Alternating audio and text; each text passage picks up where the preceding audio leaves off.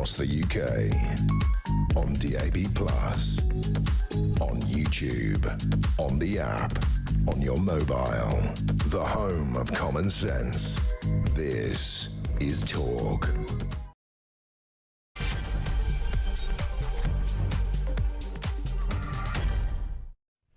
And good afternoon. Yes, welcome to the programme. Thank you to Jane Moore, right here at the home of common sense here on Talk. Lots to get through as we've just been discussing. Sick note Britain spiralling as it's revealed that 212 billion a year. Just let that figure settle for a second. 212 billion a year lost to ill health, with 800,000 more out of work since 2019. And easy fit notes fueling inactivity. Employers are hampered, welfare and NHS costs are soaring, and the UK now lags behind the rest of Europe. What the hell is going on? What the hell is going on? How do we solve, serious question, how do we solve sick note Britain? We'll look at that. Also breaking in the last 30 minutes, another foreign prisoner is on the run after a mistaken release from Wandsworth Nick.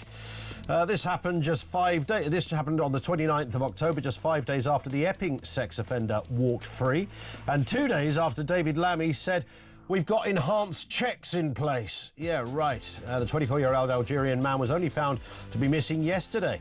They only realised it was an error yesterday, 7 days after he was accidentally let go. It's an absolute sham over there at the Justice Department. Is Lammy the man to sort it out? And New York has lurched to the left. And when I say left, I mean, I'm talking about as left as it can possibly get. 34-year-old Zohran Mamdani wins the mayoral race on the giveaway platform of free childcare, buses, rent freezes, funded by higher taxes, prompting alarm from businesses and, of course, the local police. The list of giveaways is off the scale. How's this fella going to fund it? We will watch with interest. Everything you need to know, all the breaking news right here on Talk. 0344 499 1000. I don't know how many times we've discussed Sick Note Britain, probably 100 in the last couple of years. It comes up once in a while, and it's no bad thing that it does come up every now and again, just to remind us of the perilous position we are in this country. Every young person who drops out of the workforce due to long-term sickness costs the state £1 million over their lifetime. I mean, that's in itself, that's just one of a whole load of horrifying, jaw-dropping numbers that I'm going to throw at you here. This is a review into Britain's employment crisis. The annual cost of Sick Note Britain, as you've been hearing, over £200 billion. Now, this was a report that was done by Sir Charlie Mayfield. Sir Charlie used to run John Lewis. He knows his way around an empire. He knows what retail, commerce and industry looks like. He's found that young people were leaving the workforce at an unprecedented rate. Mental health being the key driving factor. He said the increase in 16 to 34-year-olds with a mental health condition who are economically inactive due to long-term sickness, rising by 190,000 between 2019 and 2024. He said the state faces an unsustainable cost from economic activity due to ill health. £212 billion per year. By the way, to give you some context of that, I did a little bit of digging. That's 7% of GDP, or nearly 70% of the income tax we pay. We pay through lost output, increased welfare payments and additional burdens on the NHS, he said. And it is that word unsustainable. We took a call yesterday, I think it was Peter who'd called us, and he was running through some of the key departments in this country, particularly welfare, even just that big part of welfare, which is old age pensions, the NHS. All of these models are unsustainable. That isn't a theory, by the way. This should frighten the pants off all of us. That is not a theory. That is a fact. They are unsustainable. And as I was just saying to Jane Moore, it's not as if this is like a blip where an economist would look at the chart and go, OK, so they've got a real problem, the big sickness thing happening, ageing population thing happening. But don't worry, because the forecasts say that give it 18 months, 2 years, and it'll start to turn around. No. the forecast, every forecast, suggests that these figures are going to go up and up and up.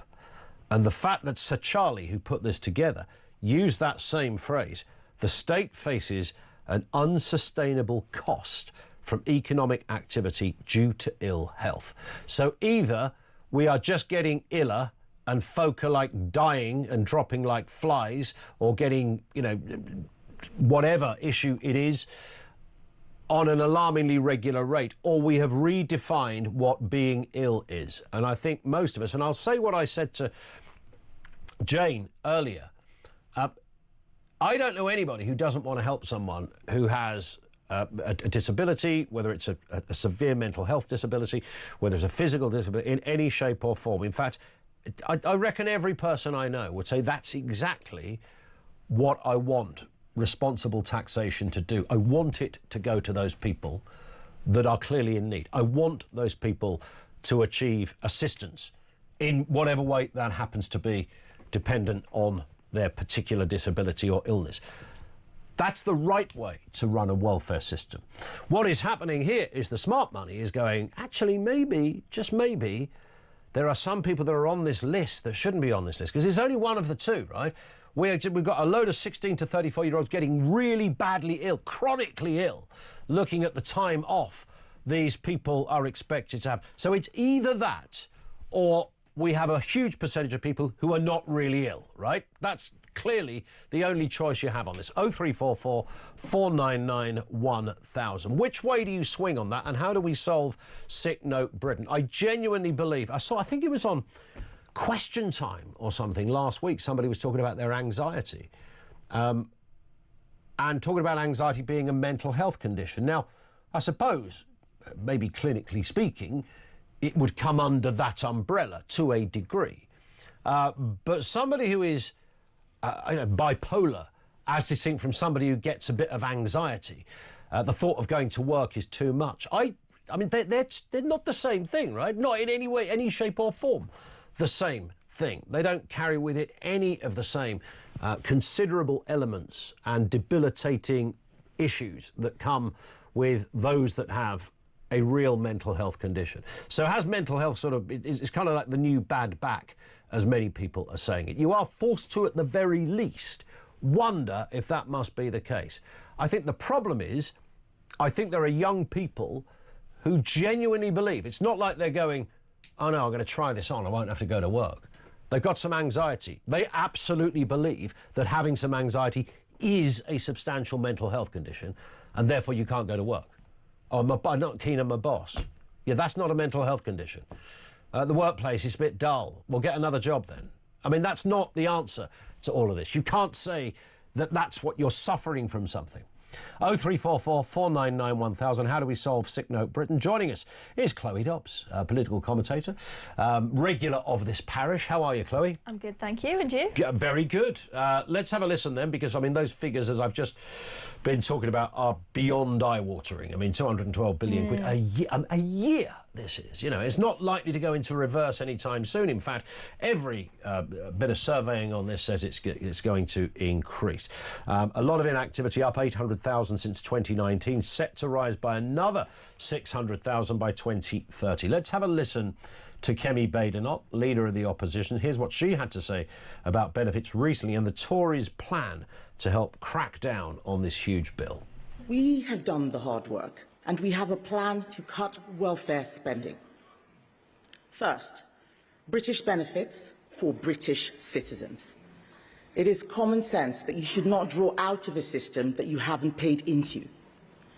Second, we will restrict benefits to those with the more severe mental health conditions, not anxiety or mild depression.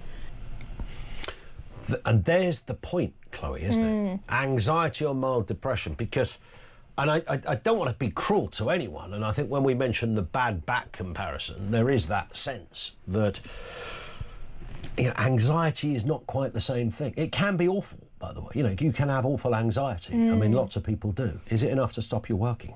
No, and I think that in most cases of mild mental issues, the best thing you can do for yourself is start building up a routine, start being environments where you're connecting with other people, so you've got good relationships with co-workers, you've got a sense of purpose, simple things like that. When you haven't got some really serious mental health issue where there's a huge amount of trauma to unpack, right? For most people, the best thing you can do is sort your eating out, sort your exercise out, get a routine, get a job, be around good people, and getting a job rather than withering away in bed is the best way to do that. So it is going to be helping people to actually give them a bit of tough love and take these benefits away. And also, most people who are in a bit of a rut, the best way to get out of that is to hit some sort of rock bottom, right? That's where you have a turnaround point. And if somebody, for example, they're an alcoholic and suddenly they get kicked out the house by their family and they're on the streets, that's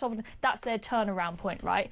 But people are this safety net. It stops them from ever hitting that rock bottom that they need to turn it around. And what's happening with a lot of these young people that are going onto these sickness benefits is then they are then trapped in that system and they stay on it for life. And one of the reasons for that is because once you declare yourself as unfit to work, then there's a big risk. If you think, oh, I'm going to try work, but I'm not sure if it's going to work out, you won't get the benefits back again. So giving people a better opportunity to try work and see if it works for them, and it probably will. But knowing in the back of their head it's not a huge scary thing where you're going to potentially lose all your benefits, especially if you've got kids to support, that would be a really good thing.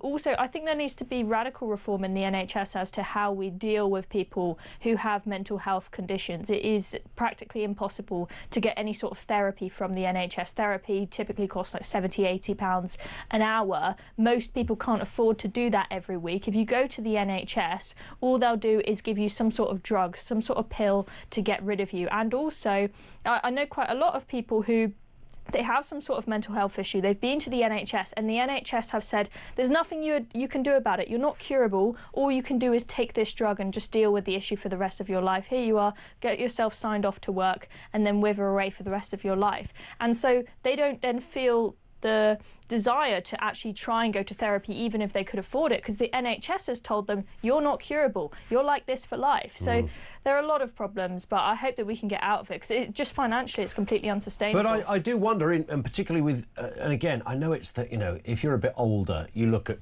previous generations as, oh, you never had it so good and all those kind of cliches. I get all of that. But even allowing for that, that's kind of baked in anyway to the way we perceive different generations. But I genuinely wonder whether there is just large groups of young people who, as I said at the beginning, when they have a bit of anxiety, when they go to work, if they don't like the job they're in, they will transpose that experience as being a mental health issue because they don't like it. And I also think there's certain groups, probably big, huge, in the millions of numbers, who just simply don't want to do certain jobs. The idea of, well, I'll do this job, it's a bit of a pain in the backside, it's not the best job ever, I'll get another one eventually, but in the meantime I'll do this job. If you turn up to a job and it turns out to be boring, I think if we went back to 1950, nobody would even be making that assessment. They probably wouldn't even say it out loud that my job is boring. And then people got a bit more discerning, and now we're in a place where not only will younger people refuse the job, or they'll do it for half an hour and leave the job, they'll then translate that experience as a mental health crisis. Yeah, and part of that is this sort of victimhood and entitlement mentality of many young people. But another thing is, you talk about people just not wanting to go to work. There's a lack of motivation there. Now, a big reason for that, I think, is because young people, they are incredibly addicted to many different things. They're addicted to their phones. We've got short form content everywhere where you're getting dopamine hit, dopamine hit, dopamine hit. They're all addicted to vapes like crazy. We've got another story to talk about on that today, because they've pack them with way more nicotine than cigarettes have, and so they're getting all these dopamine hits from that. What that means is that the slower release dopamine that you get from doing something purposeful, like working a job and the smaller things in life, you lose motivation for that, because something doesn't give you motivation if it doesn't give you a huge dopamine hit anymore, if you're addicted to all these other things. So I think that's a big issue that needs to be addressed. How do we solve Sick Note Britain? 0344 499 1000. On to this one, Chloe. This broke in about the last half an hour. A manhunt for another foreign prisoner who's been released by mistake. 24-year-old Algerian prisoner was mistaken released from Wandsworth prison on the 29th of October. The Met informed nearly a week later on November the 4th, and they're now looking for him. It took them a week to figure out that this guy had been wrongly released. I mean, I think this happens quite often because we had that report come out after Hadish Kabati was on the loose that the number of wrongly released prisoners has doubled in a year. It's, I think, around 250 a year that are being released accidentally. So I suppose now after the Hadish Kabati case, it's making the news a bit more. And maybe this one's more of a serious case because this man has, although he was in prison for trespassing on this occasion, he has got previous sexual offences to his name. So that's going to be a concern for the public. But I mean, what is going on at HMP Wandsworth? Because they also had Daniel Khalif, the terrorist, escape under a food truck. Yeah. He got out of prison, and then we had some issues with. I mean, he did the old-fashioned escape, didn't he? Some prison guards. He did the old-fashioned thing. He literally decided he was going to give it large in the, jump on the axle of underneath the truck. Yes, see, he actually had to do something vaguely intelligent to get out of there and to hide from the police. He was sneaking around the bushes in Richmond Park and Putney Heath, hiding from the police. But I mean, disguised as a deer. Yeah, but I know. But with this case, and the Hadish Kabati case, is literally a case of the prison letting somebody out on purpose. Yeah. I mean, it's ridiculous. Excuse me, dangerous offender, you're on the list to be released. Didn't anybody... I mean, there's a system. There must be a system when matey turns up with his clipboard and goes, you're out now. Doesn't somebody double-check that and go... Wouldn't you look at the prisoner's face? Because he probably looks more surprised than anyone. Yeah, also, another thing is that we're hearing that Keir Starmer was warned by security services, by MI5 and so on, that it would be a really big risk to the public to release prisoners early, as they did to try and free up prison space. And we just found out that one of the people who was released early under that scheme has been charged for murder. Yeah. So I think we've got, both with accidental releases and the government doing it on purpose, we've got a big issue on our hands for public safety. Indeed. Ian says, I'm compiling my own Lammy playlist. Band on the Run by Wings, Breakout by Swing Out Sister, and the theme from Taxi. Love it. Nice one, Ian. Thank you for that. More from Chloe in just a couple of moments. Loads to get through. Lines open at this end, 0344 499 1000. It's 1:20. This is Talk.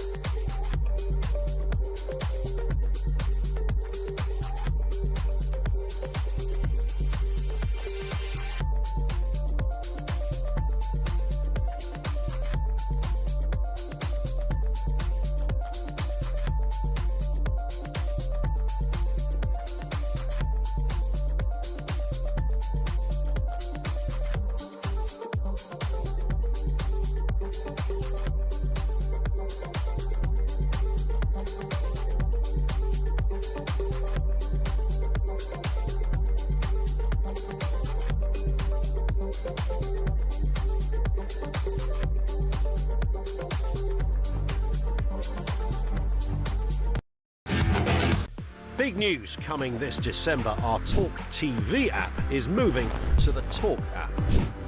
You can watch, catch up and listen to all your favourite shows and podcasts anytime, anywhere, all on the Talk app. From Monday, 1st of December, the talkTV app will no longer exist, so don't miss out. So head over to your App Store or Google Play and search Talk now.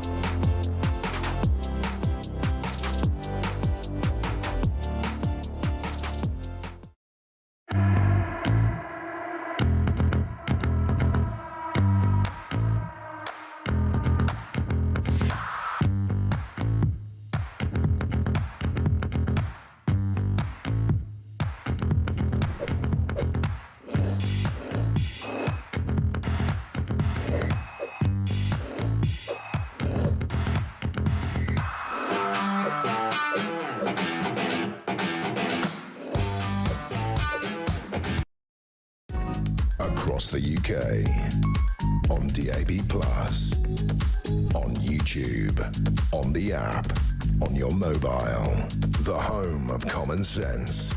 This is Talk. This is Talk, indeed. Chloe Dobbs is with us. Let's have a look at this story. And it's, I mean, believe me, the amount of debate in the next couple of years in New York is going to be absolutely huge. And this is Zoran Mamdani, who's won the New York mayoral election. It's a historic victory, 50.4%, becoming the city's first Muslim mayor and the youngest in a century. He's just 34. That should preclude you, frankly, from standing. He's pushing free childcare, free buses, free rent, funded by higher corporate and millionaire taxes. Needs state approval, though. Let's have a listen to part of his speech.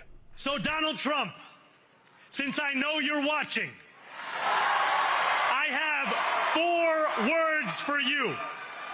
Turn the volume up. New York will remain a city of immigrants, a city built by immigrants, powered by immigrants, and as of tonight, led by an immigrant.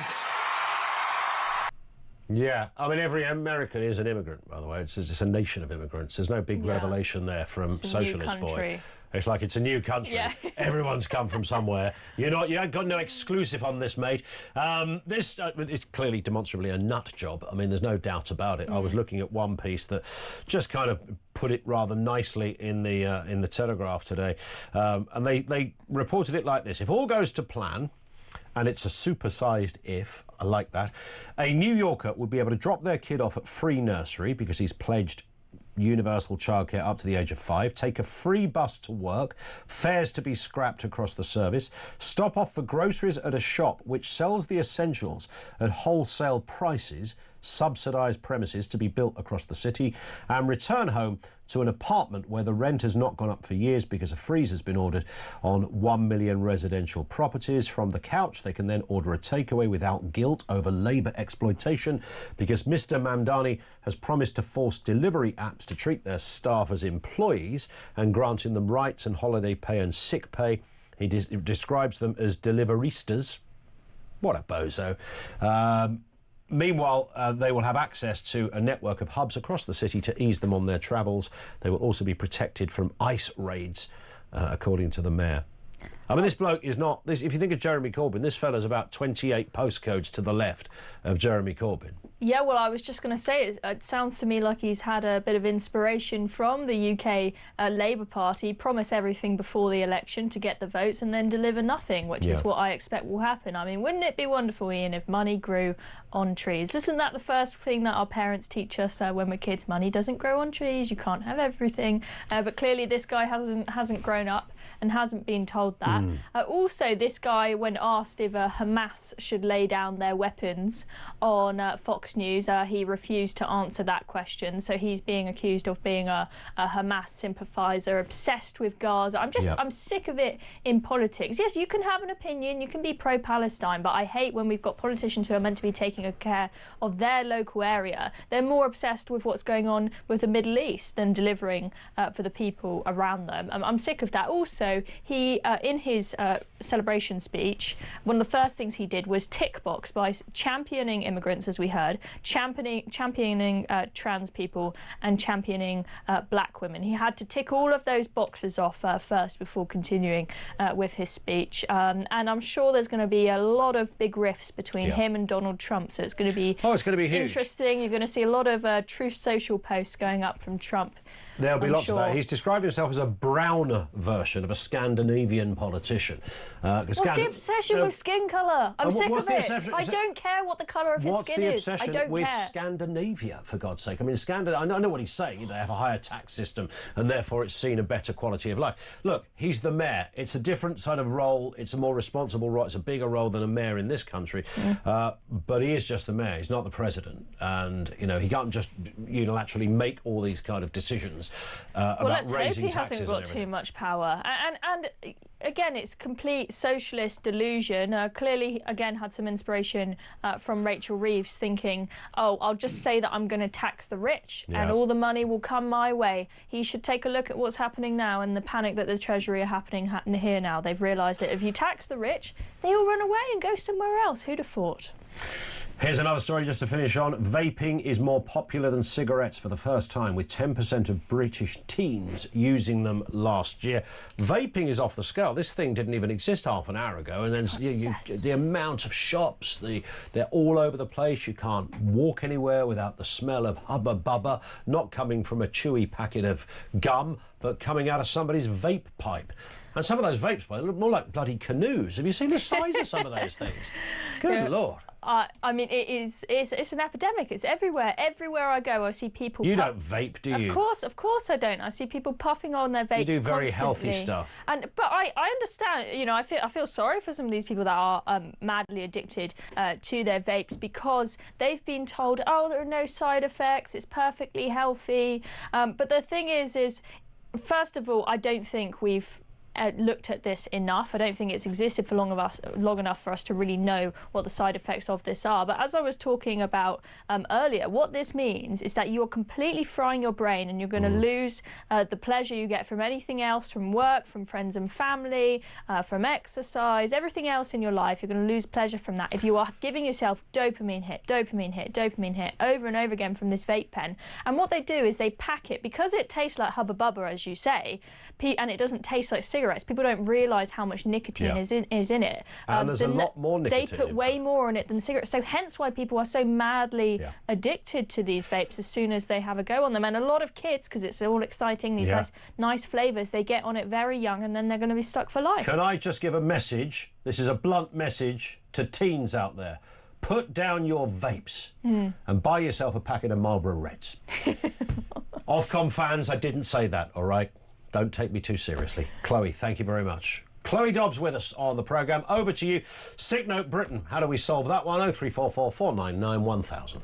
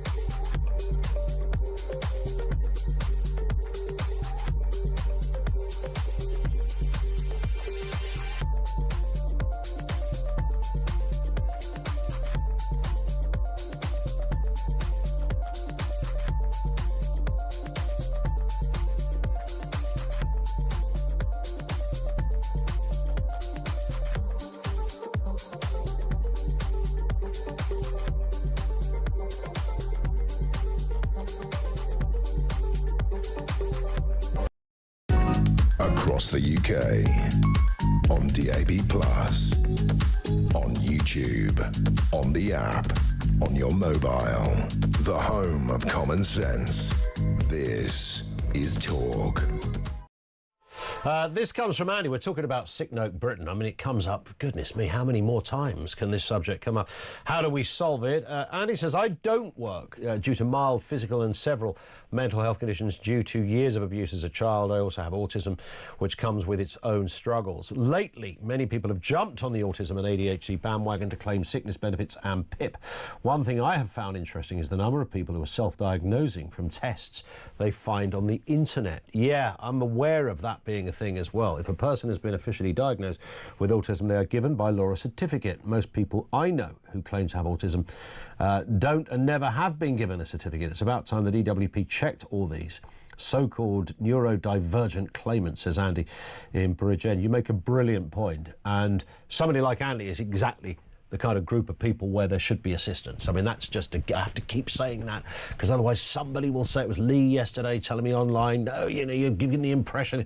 No, only a half-wit would have that impression, and we can't help those people. Most people understand.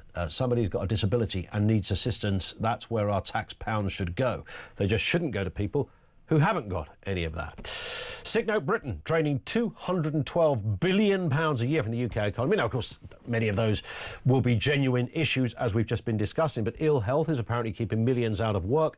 Inactivity is up 800,000 since 2019, set to rise by another 600,000 by 2030. 93% of fit notes say not fit for work, are too often rubber-stamped, and Britain now lags behind Europe on inactivity. What the heck is going on? Let's speak with Maxwell Marlowe, Director of Public Affairs at the Adam Smith Institute. I've said this about 3 times in the last half an hour, Maxwell.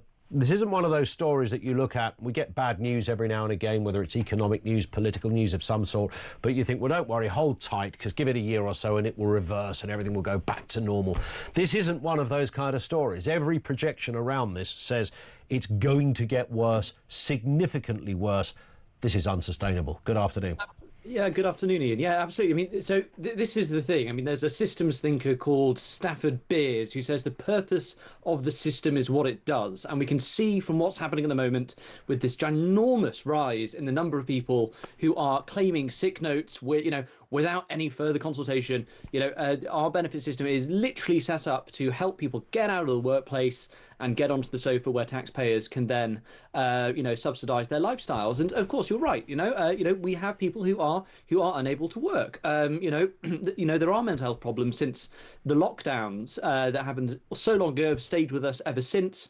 The fact our economic conditions are in the toilet, to put it politely, is giving people a lot of stress. And also, of course, we have all of these government schemes, such as Motability, for example, which are, literally engineered to give taxpayer money to car companies in order to essentially, profligate a lot of these living standards. I think it's really quite remarkable. So you're right. Until the government can get a grip and really fix this issue, we are going to be in a world of pain as taxpayers. We've talked about this a lot over the last couple of days, about areas that are just unsustainable, and no one's really calling that out, Maxwell. No one's saying it out loud, at least. We hear politicians sort of talk, we're addressing it, we're attempting to, we want more people back to work, whether it's pensions, we're looking at new ways to fund this, and the NHS, which is off the scale in terms of the amount of money it spends and the amount of people it employs. This is there's a kind of almost the sort of thing you'd make a Netflix drama about. There's a kind of storm coming round the corner, and it's arriving very, very fast. Of course, and if we don't get a handle on these, these welfare claims, then it's going to put, the UK out of business fundamentally. I mean, we've seen this repeatedly when it comes to, workplace productivity. We've seen the growing size of youth unemployment, and part of that is to do with the fact that the minimum wage, in my opinion, is too high. But also we've got these new labour laws coming in, which are going to make things much more difficult. Add on top of that the fact that university degrees just aren't what they used to be. And now we've got this kind of sick note culture, which I think gives young people, or people who can't find work, basically an excuse not to, go out and get hired. But also it speaks to the companies fundamentally, Ian, right? I mean, I've seen stories of young people sending out 300, 400 applications to jobs in the local area. Nobody's hiring. So the best thing you can do is sit and wait, essentially, on the benefit system, claim out on anxiety or whatever else, and then just wait for them to come along. So until we can improve the economy, which in part relies upon fixing this system, I think this is going to get much, much worse, as this report has indicated. But I also wonder if, you know, in its basic form, you've got, you know, you mentioned university. Everybody goes to university now, so the value of that degree is perhaps, you know, less than it would have been maybe 25 years ago or so. Certainly the perception of it would be. And of course, if you've spent 3 years at university, you're 50 grand in debt, you've worked really hard, you've got your degree, but you can't get a job. But you do get a job in I don't know, a coffee shop or something. It doesn't take long before the rot sets in and you think, what am I doing working here? I don't want to work in a coffee shop. Now, that might make you feel angered, it might make you feel a bit peeved and maybe a bit anxious about your future. But that doesn't mean you've got a mental health condition. But I sense we've kind of transposed ordinary feelings and given them a name now. And that's sort of why we've ended up in this place. And I think a big percentage of those young people in those positions that I've just described, Maxwell, genuinely believe they do have a mental health condition. It's not like they're making it up in the conventional sense. They believe that being a bit peed off about the workplace constitutes a mental health condition. Well, yes, you definitely could say that. I mean, I'm an optimist about these things. I don't think people do want to be languishing with a mental health condition and sick note culture. I think people do find fulfilling purpose in work. Yeah. And, you know, but unfortunately, the way in which our economy is currently set up, the way our tax system works, the regulatory system works, the way the economy flows, really does mean that, you know, a lot of young people especially are kind of caught at the sharp end of this. Absolutely. But I will just say, Ian, on this point about, you know, universities and debt, of course people are put into these university systems, but you don't have any debt at the end of it. I just want to very quickly clarify that point. You don't carry debt. What you have is you have basically an account with the government, which you pay down with a graduate tax over time. And I think there should be more education about this fundamentally, because, you know, if I go out and apply for a loan or for a mortgage, they're not going to count my student debt against me like a conventional debt or loan. But what we have instead is a really expensive graduate tax. And I think the anxiety comes in here, Ian, which is that the interest rates on those loans are so high that you will most people will never pay them off. So of course it's going to really affect how people feel about these things. And you know, just on the anxiety point, I think young people increasingly online, well, very much online, I should say. There are no kind of checkpoints for them to say, actually, am I anxious? Am I depressed? What's going on? People live in very circular lives and in echo chambers fundamentally. And until something can break that cycle, this isn't going to change. Yeah, spot on.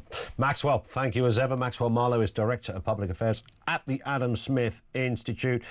I think we are on a collision course. We're genuinely on a collision course. I don't think there's any party, even earlier this week, Reform said, look, we can't really start cutting taxes. We're going to look at spending.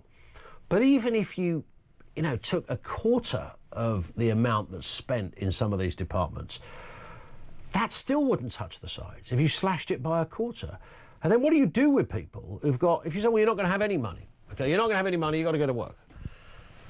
What if somebody refuses? What, do they starve? What about the kids? I mean, there's all this. It's almost like, it's kind of like a people's strike in a way. Robert's down in London on this issue. How you doing, Robert? Yeah, good, thanks. Good. What are you thinking? No, you've answered the question. Basically, when you spoke earlier on in regards to anxiety and severity, I suffer from anxiety from about the age of 17, 18. Mm-hmm. And when it is severe, it does affect the way you can work. I went to work and I worked through it, but I was not happy at work. It was a struggle. And I think that people need to know that I do understand there's a lot of people that do play the game when it comes to mental health. I just wanted to let you know that when it comes to anxiety, if you do suffer with it severely, it's as bad as any. It's as bad as any. You'd rather have a severe bout of flu, right, than you would anxiety. Yeah, and the thing is, the thing with anxiety and depression, all mental illnesses, the difference between them and a flu, you can take a paracetamol, and it'll make you feel better. There's not really anything you can take. No. You know, all you can do is just hang in there. Well, some people think they can feed it with, you know, a few Class A's and a couple of beers, but that doesn't really work anyway, does it? That's usually the problem, even with cannabis. 100%. That's usually what the cause is. But you know what? Here's the thing, Robert. I mean, when we talk about people not necessarily making it up, but imagining that they've got a mental illness when actually they haven't, they're just having a bad time or a bit of a bumpy day. What if it is the fact that we've now got a whole generation of people that really do have a crisis? What if we got it all wrong and go, yeah, do you know what? Yeah, we have got a crisis. They're not making it. No one's making it up. They're all flipping ill. They've all got a mental health problem. Could that be true? No, I don't think so. But I do think, a lot of people, a lot of younger people are, they have been sort of spoiled when it comes to maybe look, because I actually had to go to work. I had a son when I was quite young as well. I had to go to work. Yeah. But I do think that in the next sort of 10 years or so, there's going to be a big issue with mental health because young kids are smoking this. It's not just like Class A, but skunk. And that's just one of. There's a whole spectrum of dicey stuff. We were oddly having a conversation in the office earlier about kind of chemical-based narcotics, which is a whole other and growing area. Robert, thank you, mate, for that. I wish you luck with everything. Really appreciate your call. 0344 499 1000. It should be said as well that if you go to, and I think I'm right on this, and someone maybe if you're a doctor or if you work in this field, you can explain this. And in an engaging way, I should just add that we can all understand.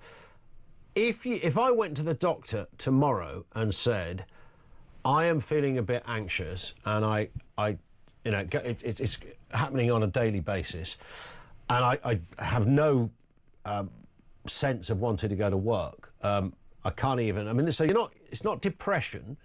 So I can get out of bed, I can do all of that, and, I could walk around the block, walk the dog, cook my food. I'm not off my dinner or anything like that, but I'm genuinely feeling anxious about going into the workplace.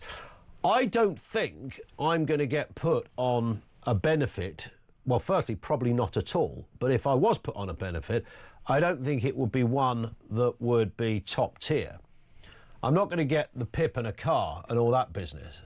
So there is a lot of lies and mischief. So I know there are some people who know how to get the forms filled out. Of course there are. But generally speaking, I would not stand a chance. I'm not talking because of my own financial circumstances. Hypothetically, whatever the case was, I'm person A living in house B and everything's pretty normal. I just don't like work anymore. I don't want to go anymore. I'm feeling anxious. What would I be given by the welfare system for that? Rudy is in Bristol on the issue of sick note Britain. What's going on, Rudy? Good afternoon. Well, I think also the governments have got to be blamed for it because they're making life more and more difficult for people with the way they're putting the prices up, net zero. People can't afford this, can't afford that. They're getting depressed. My brother's been trying to get a job for 3 years, and my brother's had high-profile jobs, and they won't even give him a job stacking shelves in Tesco. You can't get a job in Tesco? Wow. No. They refuse and they won't say why. And I'm not exaggerating, right? And the thing is what's happening now is a lot of these companies now don't want to employ British people because after that dodgy deal that was done with India, they can employ someone from India, not pay national insurance on both ends. I don't know how many, but we haven't suddenly got a run on people employing Indians, have we? Oh, I think you find we have. And also, I'll tell you something else, right? I got a friend, and I've seen it myself, that works for DWP, right? DWP, and the majority of the people claiming for PIP are foreign.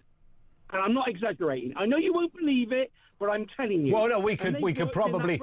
Well, all I would say to that, and I'm not disputing anecdotal evidence, because if somebody has experienced that, then they've experienced that. It's not for me to say they haven't. So I hear what you're saying, Rudy. All I would add is that I haven't seen any data from the DWP or elsewhere, and this stuff is usually available in some form, that would corroborate that. And that's not me being like, right on and, and all the rest of it. I just genuinely haven't. But listen, I hear you, Rudy. Thank you very much indeed for that. 0344 499 1000. This one comes from Dave, who says, an ageing society, so what? Want me to pop my clogs before I draw my state pension, says Dave in Dorset. Who knows? Let's get a word from Oliver Freeston, Reform UK councillor for North East Lincolnshire.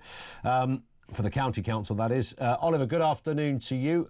Look, I mean, Reform have probably been more vocal on these kind of issues than any other party. I guess when you're at the coalface of it and you have to literally sort it out, it's probably a tougher job than anyone thinks. But what predominantly is going on in our world when we're spending £212 billion a year and growing on sickness?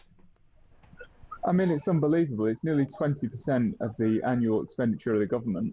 And the problem is, it's people like me and you who are getting up in the morning and going to work and paying for it. And it's not sustainable, it's not fair, and it's a conversation that for too long political parties and leaders have been afraid to have because they don't want to be called nasty. And obviously the Tories are labelled the nasty party, and they were probably about the best at trying to resolve it, but they didn't. They made it far, far, far worse. Yeah. And now Reform are the ones who are going to kind of pick it up and deal with it. How do they do that, though? Because, I mean, I understand that, you know, notionally we all can see the desire to identify individuals who are not ill. They haven't got a mental health issue. They might have a drop of anxiety in the odd bad day, but they're not ill. How do we physically find who those people are? Well, I think there's a few ways. So our data analytics are so good now with AI and all the technology.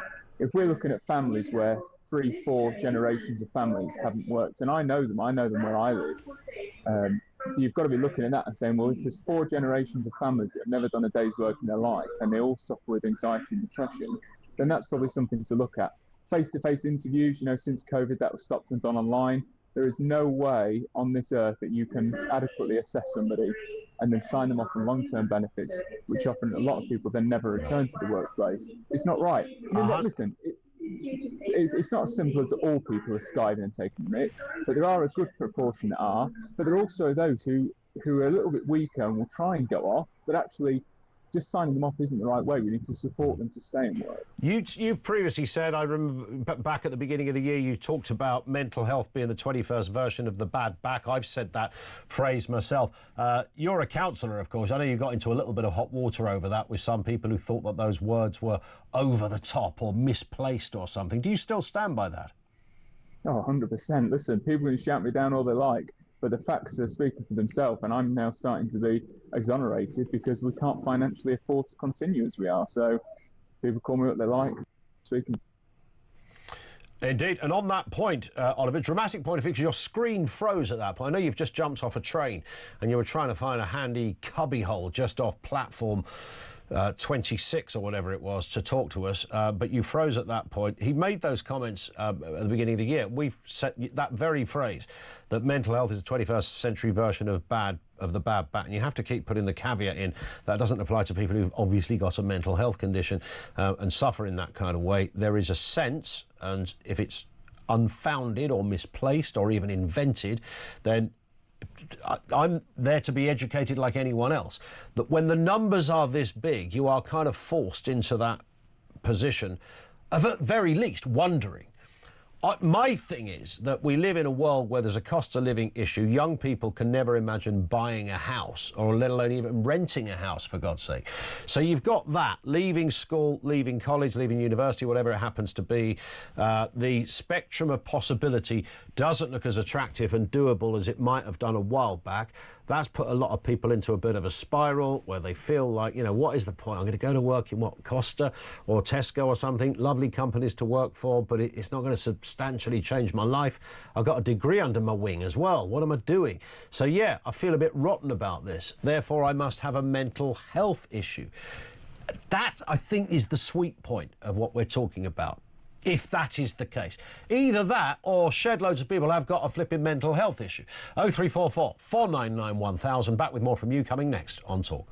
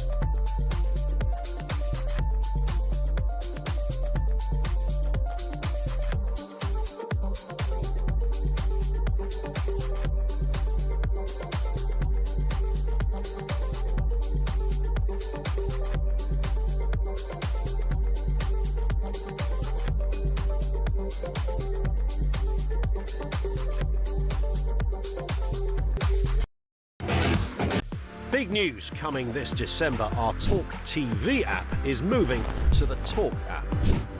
You can watch, catch up and listen to all your favourite shows and podcasts anytime, anywhere, all on the Talk app. From Monday, 1st of December, the talkTV app will no longer exist, so don't miss out. So head over to your App Store or Google Play and search Talk now.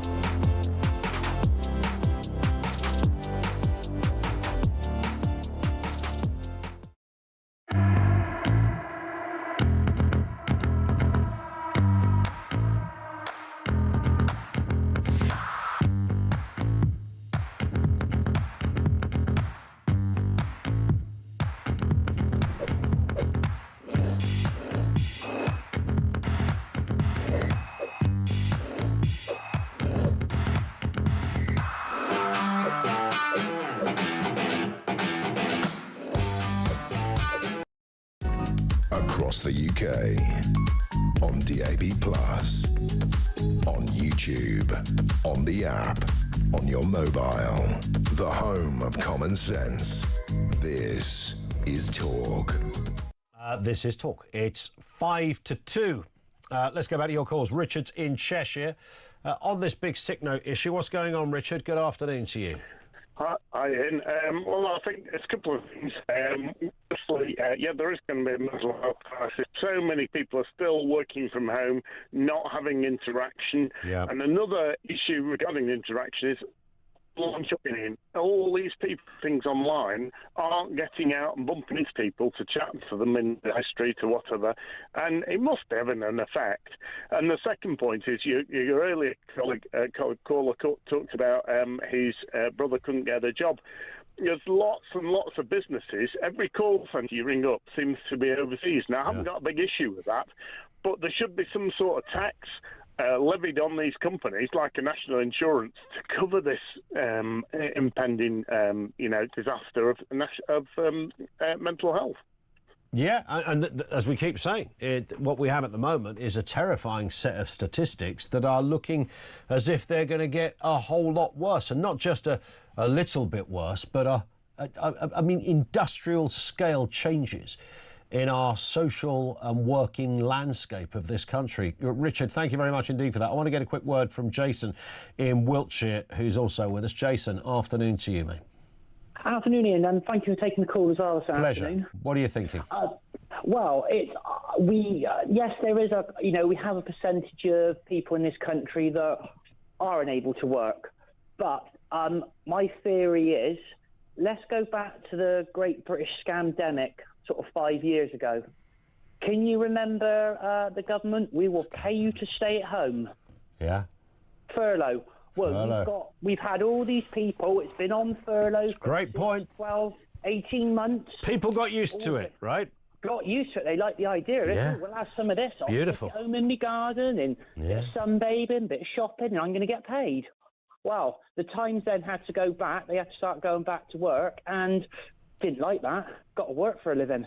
Yeah, I think there was a huge amount of people that found themselves in that place, right? But I would like to stress that I'm not saying everybody like that is in the country, but I think since then the percentage has gone up and people's jumped on the bandwagon that of sort of, like you said, I'll have a little bit of this. I mean, I'm like your old man. I'm self-employed, so I don't do sick days, and your old man was probably a proud man as well. That 100%, off work, and he wouldn't, 100%. That's exactly it. And the idea of being off sick. And when I talk to people, in various local businesses who are trying to, just make a living running, a small shop or something of that nature, the amount of issues they have with attendance is off the scale. Listen, Jason, thank you very much indeed for that, mate. Really appreciate that. Paul in 5 says, isn't all of this part of the diversity agenda that employers give jobs to people with mental health issues? How does that square with the millions avoiding work because they have a mental health issue?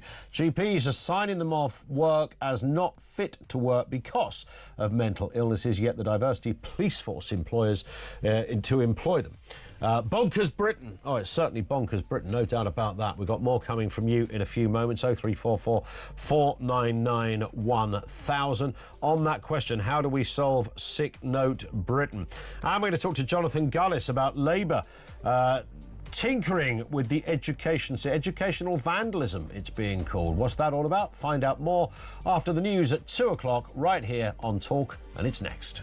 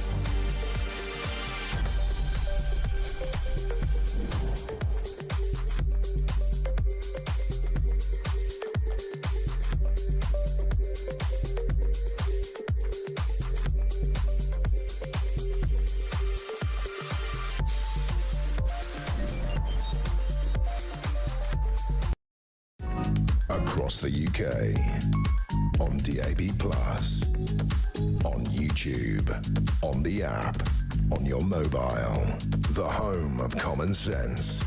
This is Talk.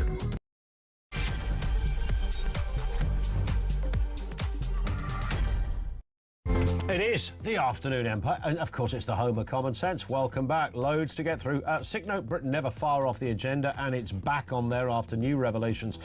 Research has been done revealing that £212 billion a year is lost to ill health.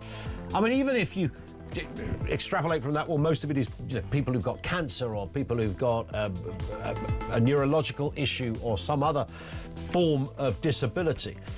You'd still have to ask the question as to how we've got iller, right? I mean, that's in itself is a genuine question. But we've got 800,000 more people out of work since 2019. And that was only, 5 and a bit years ago.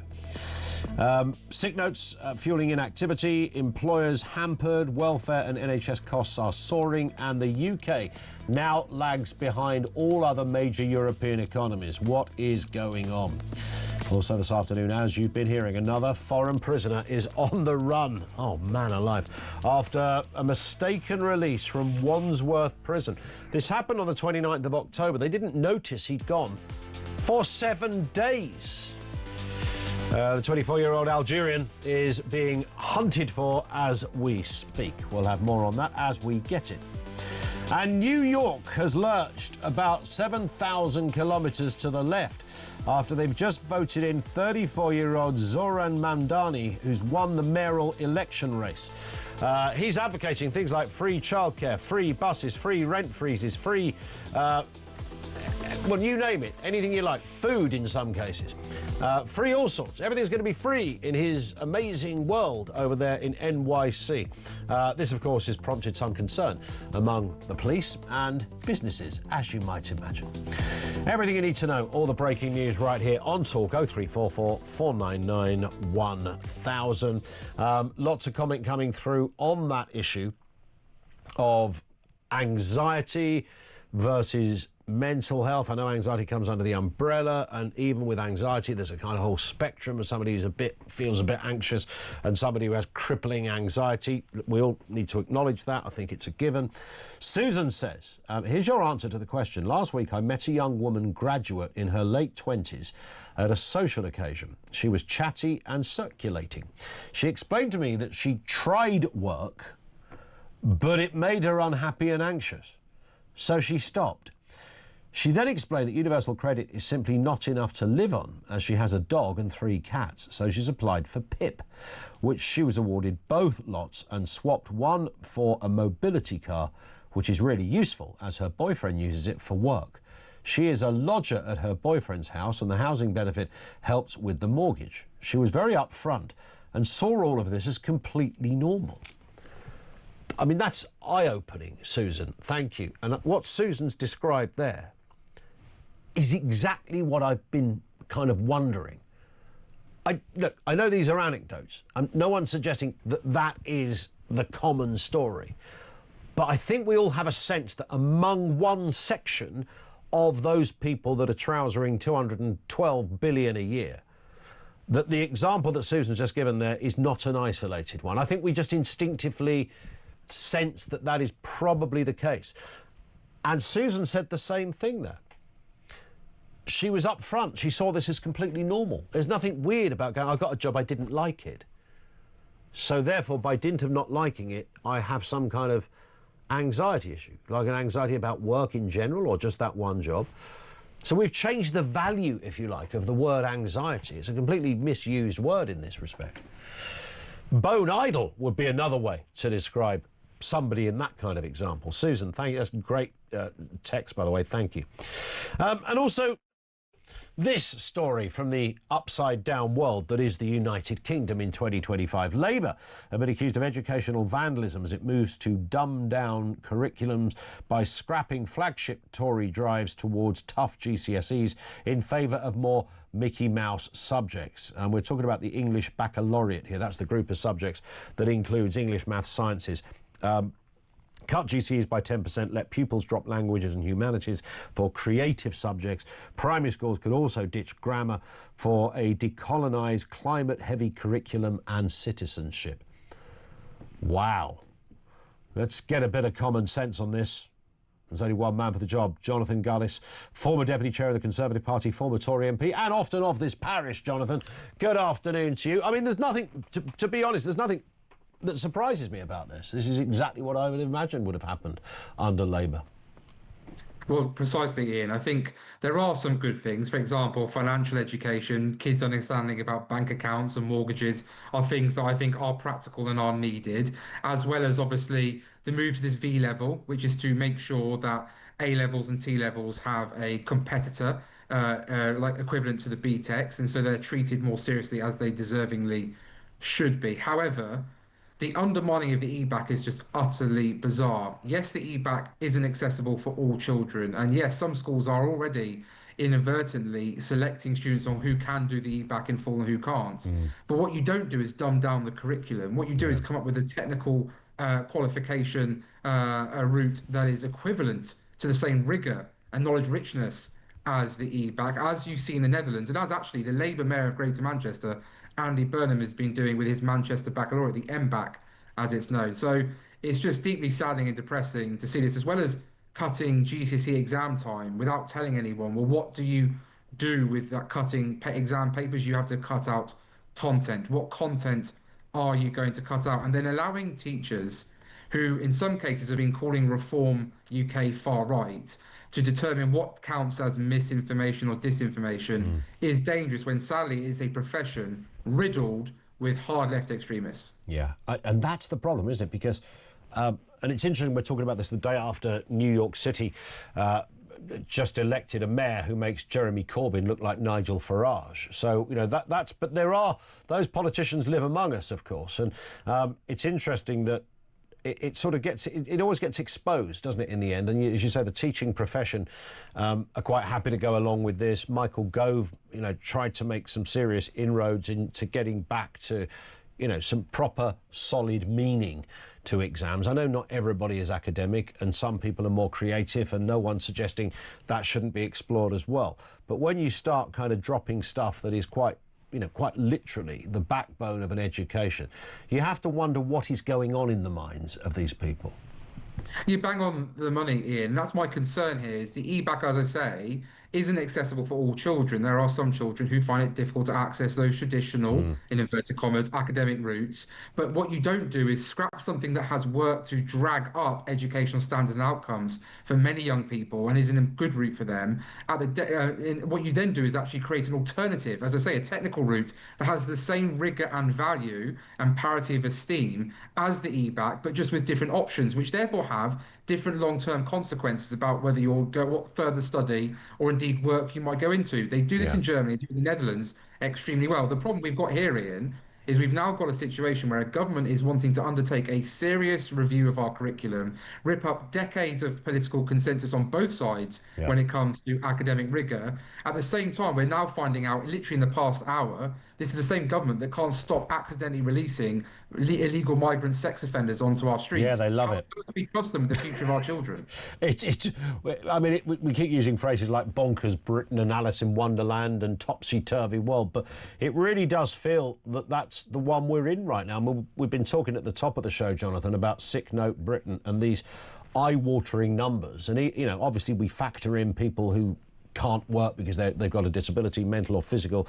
No one on the planet is decrying assistance in that area. In fact, quite the opposite. We all feel quite proud that that's where our tax pounds should go, to people who need it. But of course, it's the other group that might not. And you look at that coupled with all sorts of other areas of governmental expenditure and you think, where does this end up? Because we cannot afford to function as a country like this.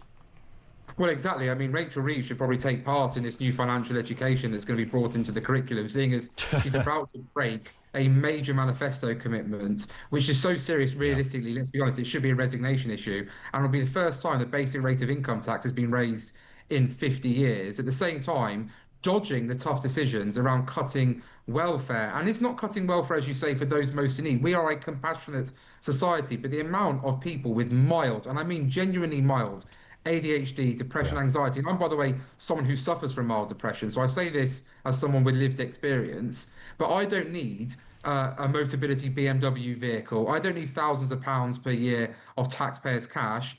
What I occasionally need, and I'm fortunate that I can afford to do it myself, is have the occasional talking therapy. And the Centre for Social Justice did some research on this, where they said if you remove people from receiving money and instead invest in talking therapies, not only could you double the amount of available talking therapies on the NHS, you could also save £6 to £7 billion of taxpayers' money. That is a common sense agenda that everyone understands, that will benefit those people who need that help, but at the same time give them the confidence and the well-being to get into work, which is the best way out of poverty and the best thing you can do for your mental health. Yeah, 100%. Jonathan, thank you. Jonathan Gaddis, former Deputy Chair of the Tory Party and, of course, former MP as well. That issue of back to basics, which I think is sort of... Is that how Michael Gove, when he was Education Secretary, described it? But that was the thrust of it, wasn't it? There was always a sense...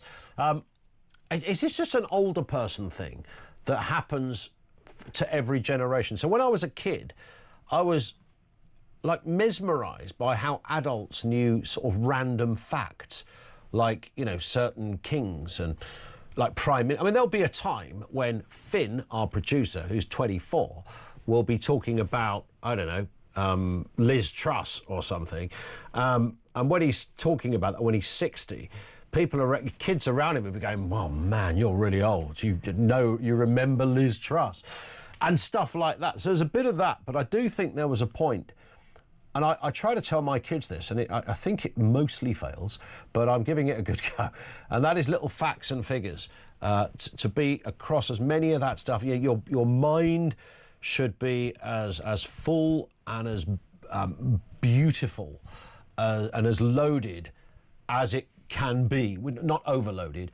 But just stuff, things you know, who invented the telephone, who was the first person to walk on the moon, etc. Where does the president live?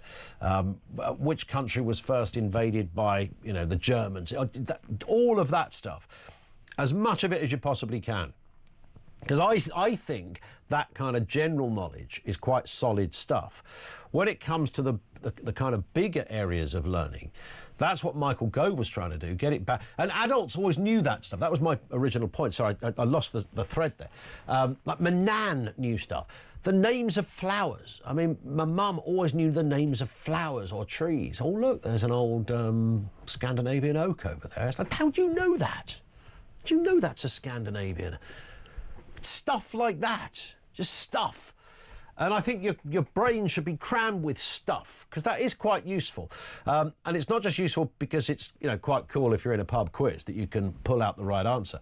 I think, much like the algebra argument, it's not about specifically knowing algebra. It is about the breadth of experience and knowledge you have in your brain and what it does when you're thinking about it and connecting it. And then, of course, if you do think of a subject or you learn something new, you then connect it to something else. And you might go down the rabbit hole of looking it up and become interested. All of the above. So good, solid, basic knowledge, but it's not one size fits all. I do know that. And school, frankly, that's the experience I have with my youngest kid tells me enough that the one size fits all model of school is very much broken. And you don't really see that until you're a parent and you've got a kid at school and go, this doesn't really... I mean, it works quite a lot of the time, but a lot of the time it's ridiculous that you put every child through an identical experience. It's clearly not good. And if you're at 14, it's established you are rubbish at maths and English, but you're really bloody good at art and football, then frankly, at that age of 14, then your focus really and truly should not be on maths and English. I genuinely believe that. You don't stop doing it, you just don't major in it. 0344 499 1000. Robin is in Somerset. Back to Sick Note Britain. Robin, what have you got for us? Good afternoon. Well, something you just said is absolutely true with what I'm about to say. Okay. One foot doesn't fit all, yeah? Because with all this, with the universal credit, it's completely wrong. It's done completely wrong. I'm disabled. I've been disabled about 10 years now. And... Physically disabled, Robin? Yes, yeah. Okay. Basically, I got bit by a spider. I ended up with sepsis, and I now can't use my left leg properly, and I collapse all the time and stuff like that. Wow, you're bit by a spider. You don't hear that very often. I know.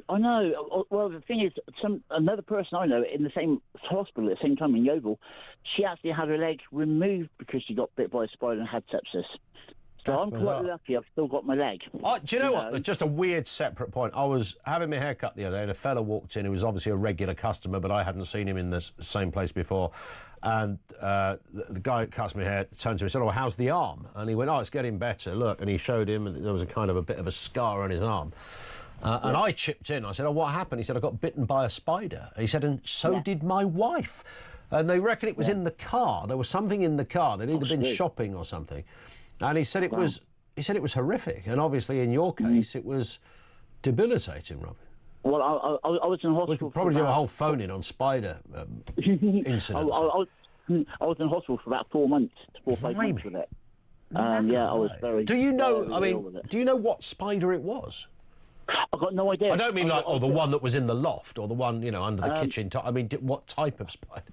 All I know, I was doing some gardening. I just lost my mum. I was doing some gardening, and within about 2-3 hours, I felt ill. That's all I can say. Yeah. Following day, I felt absolutely ill, and then the third day, apparently, I was messaging people on Facebook, all gobbledygook and everything else, Wow. Somebody messaged my doctor who got an ambulance and got me rushed to hospital. And that's how they establish it. I understand that all spiders are actually poisonous, even in this country. It's just that their venom is so weak, we don't notice it. So we probably all had it. Exactly. But if you have the wrong reaction, it's a bit like bee stings, isn't it? Somebody could have be stung by a bee and die within half an hour.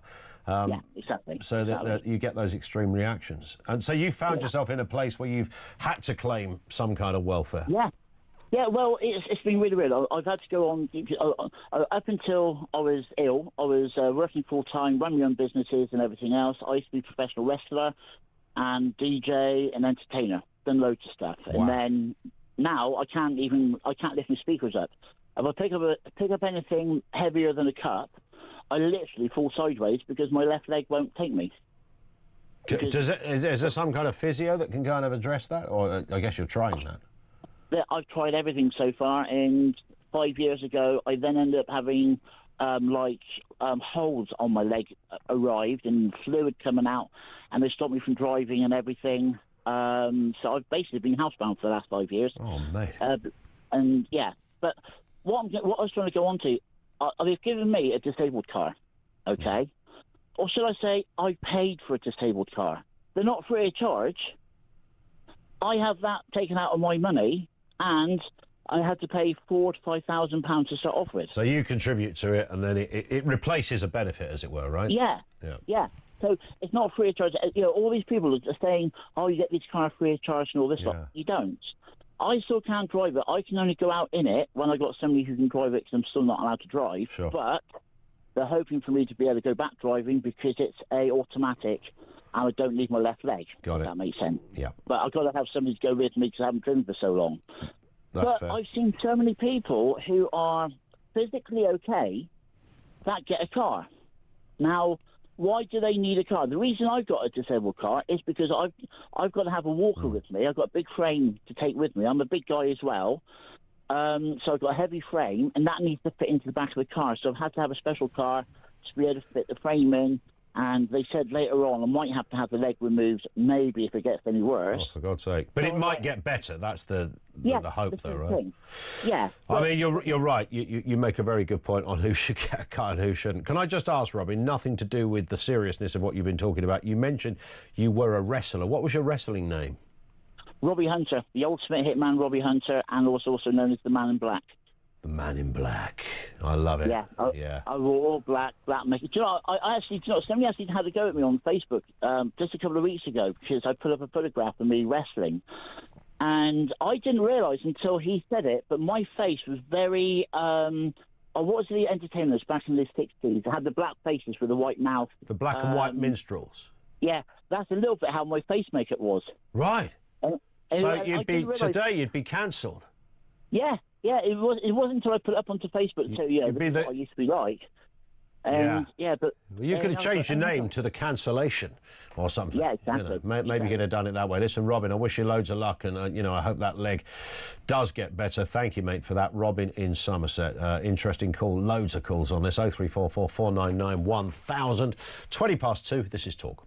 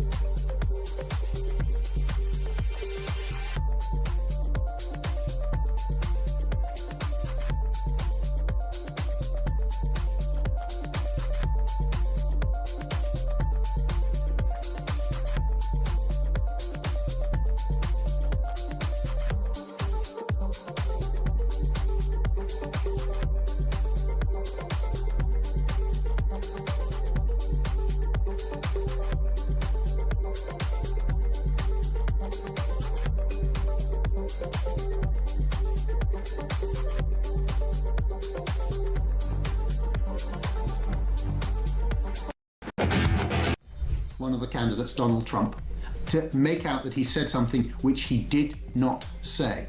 That is outrageous. And when that is pointed out by someone whose job it is to look for that kind of malfeasance within the BBC to the chairman, they don't even get a reply. I mean, it's shocking, and yet somehow, you know, we've seen this kind of bias in the BBC. You might touch on the Hamas story as well.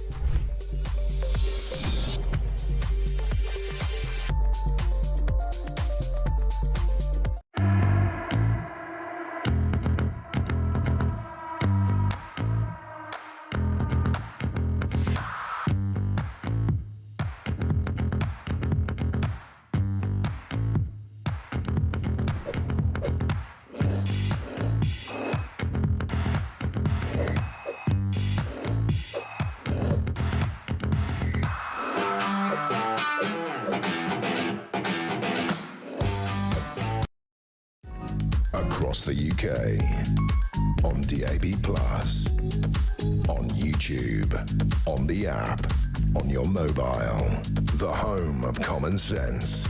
This is Talk. It is the Stargate of common sense. Lyd in Medway says, Ian, the government need to crack down on people that say they're not well enough to work but then start popping kids out. If you're well enough to have kids, then surely you're well enough to go to work. Well, you might think so. This from Dave in Staffordshire. A guy at work's niece is claiming disability benefit and gets a car because of PTSD. The reason she didn't make it to university and her brother did, he went on to be a surgeon, and she says her parents never gave her the same opportunity. His stepdaughter claims her anxiety, but just because work makes her anxious. And that's the point, isn't it? I think we have people who are deciding that I just don't want to go to work. And it's not conventional laziness. You know, when I was a kid, there were a couple of chances around our way that wouldn't go to work and never did go to work. And they went to the pub a lot. They were kind of always in the pub. They were always half K-like. That was just part of their lifestyle. And you'd see them, like we'd be coming back from school and they'd be walking out the Crusader, which was the local boozer. And it was the same, almost on a daily basis. How did they do that financially? I don't know, but then I guess a pint was probably about 50p or something back then. I don't think that's what's happening now. I think these are people that genuinely feel they have a problem. Like if I talk to, you know, some of these characters back in the day that I'm referring to, they knew they were chancing it. They knew they just didn't want to go to work. Oh, earn more money, mate, on the old rock and roll. That's the way to do it, isn't it? I donk on once a fortnight and I get my thing. I do a little bit of, you know, casual labour on the side, cash in hand. It was all of that. This is a different story, what's happening today. Rod is in Haywards Heath. What have you got for us? Rod, afternoon to you. Yeah, good afternoon to you. I feel as though, I mean, I've been self-employed for over 20 years. Yeah. Last Christmas morning, at 5:45, I was diagnosed with cancer, bowel cancer. It's terminal. Well, you can say sorry, but, you know, there are people out there that are worse off than me. But I look at it that I'm frustrated with the fact that people that have a job that will take days off because they've got a cold. Unfortunately, I've got a cold at the moment. I'm still working. I had an operation in July to go and try and remove my tumour. They couldn't do it. My surgeon was gobsmacked. The next morning, I was up and actually at my computer working. Wow. Do you know why? Because I'm self-employed and I have to work. Yeah. I have to earn money. I have to put money on the table to pay rent, this, that and the other. Even when I'm having my chemotherapy every other week, I take my laptop with me and I work. And I get so frustrated with people, you know, that are just there with their hand out all the time. I mean, England, or not just England, but the whole of the United Kingdom just seems to have got a little bit lazy on that front. I mean, everybody's got their hand out and just expect. You have a serious and terminal condition as well as a flipping cold right now. Well, if anybody had a reason to maybe not want to go to work, it might be you. No, my ringtone is the Bee Gees Staying Alive. I'm positive. So it does wind people up in the oncology department when I let it ring a bit. But no, you've got to get on with it. Yes, I've been given the deal what I've got, and but you've got to think positive. And the one benefit of chemo, it does make the cheap white wine taste nice.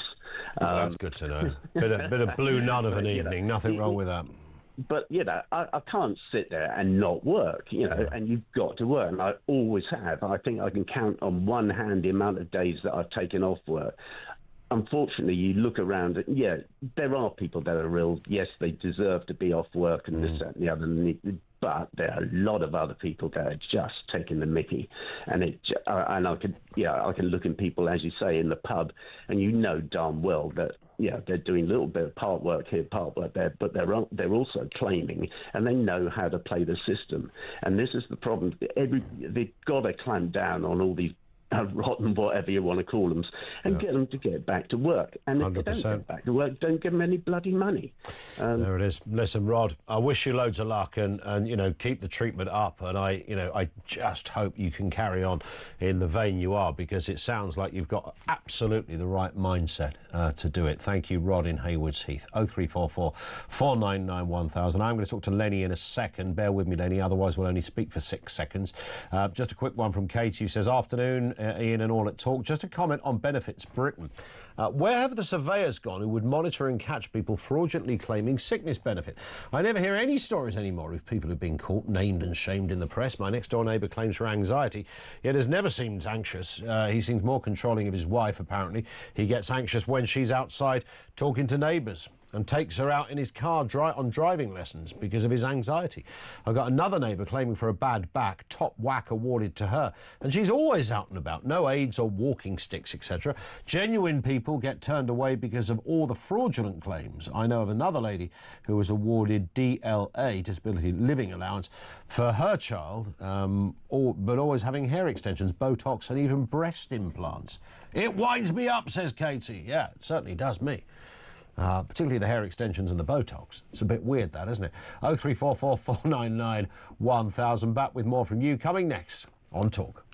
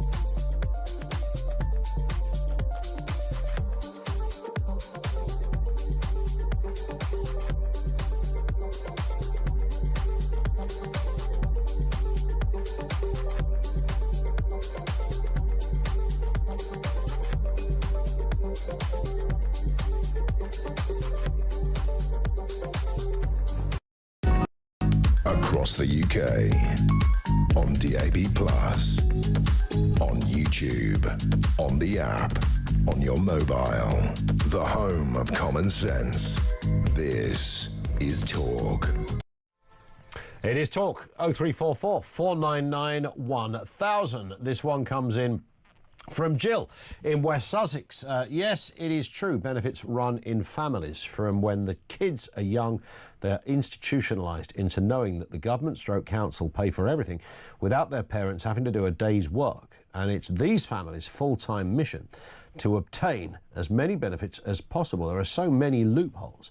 And if you are an expert in exaggeration and telling untruths, then it's easy to obtain. And yes, in certain areas of the country, more foreign people are claiming benefits compared to British-born. Jill, thank you for that. Yeah, and again, just to go back to when I was a kid, round my way, I often mention these sort of half a dozen families that I can think of that no one really worked in it. But there was one family right at the end of the road, and as I'm saying this, I can see them. They were always sitting in the front garden, which was bizarre, really.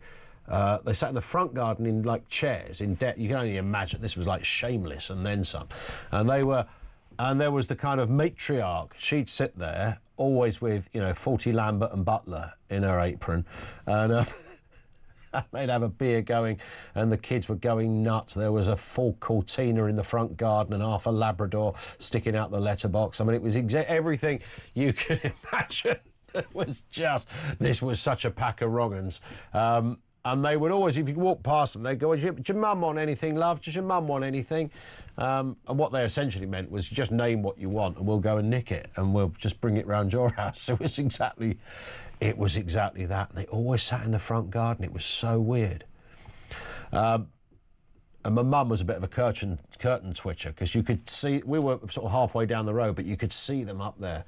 About half hour ago, they're still there. And in the summer, of course, they were there forever.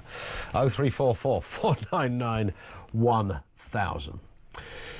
Let's move to this story. More chaos, of course, this week at the BBC. A leaked whistleblower memo claiming that BBC Arabic has minimalised Israeli suffering in their coverage of the conflict in the Middle East. An internal review found that the English site ran 19 hostage stories and 4 critical of Hamas. However, BBC Arabic ran none. Tory leader Kemi Badenoch has said heads should roll in the BBC. Is it time for the Beeb to be held responsible for what some see as misinformation and fake news? They're certainly up to their necks in it this week, it seems. Let's speak to Robin Aitken, former BBC journalist, much experience in this world. Robin, firstly, let me just ask you basically, does this surprise you? Unfortunately not. I mean, that's the depressing thing about this. We've had 2 stories this week. The one you mentioned about Hamas, and then the other one about Panorama doctoring a speech by Donald Trump to make it appear that he was encouraging people to go to the Capitol on January the 6th and fight that story. And that was of the 2. I mean, I'm surprised by neither. And that's a depressing thing, Ian, because what it shows is the dishonesty of some journalists at the BBC. I mean, I have known, because people have told me, insiders at the BBC have told me there's a problem with BBC Arabic, and it's been there for years. Yeah, I've heard that too. Let me, one thing that viewers should know about this is that if you are recruiting journalists in Arab countries to work for the BBC, the kind of people you'll be recruiting are highly educated, probably dissidents in their own country. These will be politically active people. It's very difficult, of course, for Anglo managers here in the UK to monitor exactly what's happening on BBC Arabic. This is not an excuse. I'm not making excuses, by the way, because I think that the BBC has been at fault in not properly managing that service. But actually, it's very clear from that leaked document that there has been a long-standing bias towards Hamas. There's been a long-standing anti-Israel bias within BBC Arabic. And I think that is plain for all to see actually now. And you ask, should heads roll? Look, heads never roll at the BBC, do they? I mean, when can you remember the last time you saw a head rolling down Portland Place? Well, indeed. Well, a friend of mine who was a 30-year lifer at the BBC said you've literally got to commit second-degree murder to lose your job at the BBC, and even then you might hang on to it. The door's always open, you know. Yeah, I know that's the problem is, it's strange you should, well, not strange, but I'm actually writing something just at the moment about, there's a green paper coming up about the BBC, the future of the BBC, because its license fee is bleeding at the moment. You know, it's losing thousands every week, people refusing to pay, people no longer wanting the BBC. So there's a question mark about the BBC's funding. That comes up for renewal in 2027 when the Royal Charter must be renewed. Now, there are a lot of people who say, scrap the BBC. Look, that ain't going to happen. You've got a government in charge at the moment, a Labour government, and basically you couldn't put a cigarette paper between the world view of this government and the BBC. In fact, that goes for the whole of what you might call left Britain. So the Lib Dems, left-wing Tories, the Labour Party itself, and anyone to the left of that.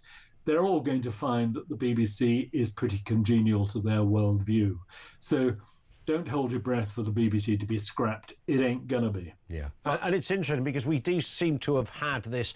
I mean, look, there's always been accusations that, you know, news organisations are biased for whatever reason, and of course there can be accidents and errors that happen in all areas, even in, you know, with very experienced journalists. I understand that, of course, because, you know, I've been there, and as you have, Robin. But what we seem to have here is some, you know, very serious breaches, and these aren't just a case that they mistitled the CEO or something. I mean, you know, I look back to the Gaza documentary that turned out to be presented by a child who was the son of a terrorist, for goodness sake. I mean, I don't know, nobody can work out, who knows anything about our industry, can work out how that could have possibly happened. And similarly with the Trump thing, and I find that almost more mysterious, because you know what it's like to put a package together or an extended piece for news or whatever. You don't do it on your own. You've got somebody there who's editing for you. There'll be a producer around. This is Panorama we're talking about. It won't just be looked at by a producer. There'll be an editor, and it's probably even has to be legaled as well. So there'll be a legal department that would look. There's several processes. How the heck did it get from there to there without one single person saying, this looks a bit iffy? Well, Ian, you touch on absolutely the core of the thing. The point is that to manipulate a speech and quotes like that is, it doesn't happen by accident. It's a perfectly deliberate thing. So you would, the people in the Panorama edit suite would have had the raw footage.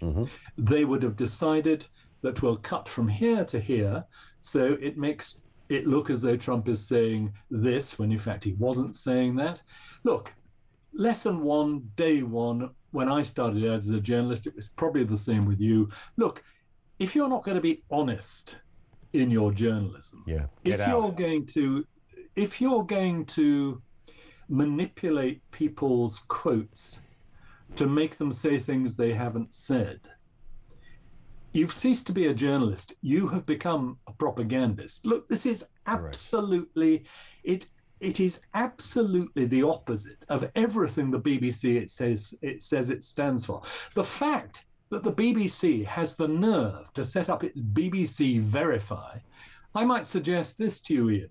Why doesn't BBC Verify have a look at Panorama's output? I mean, you know, if you can't trust the BBC to be trustworthy in the way that it treats the speeches of the President of the United States,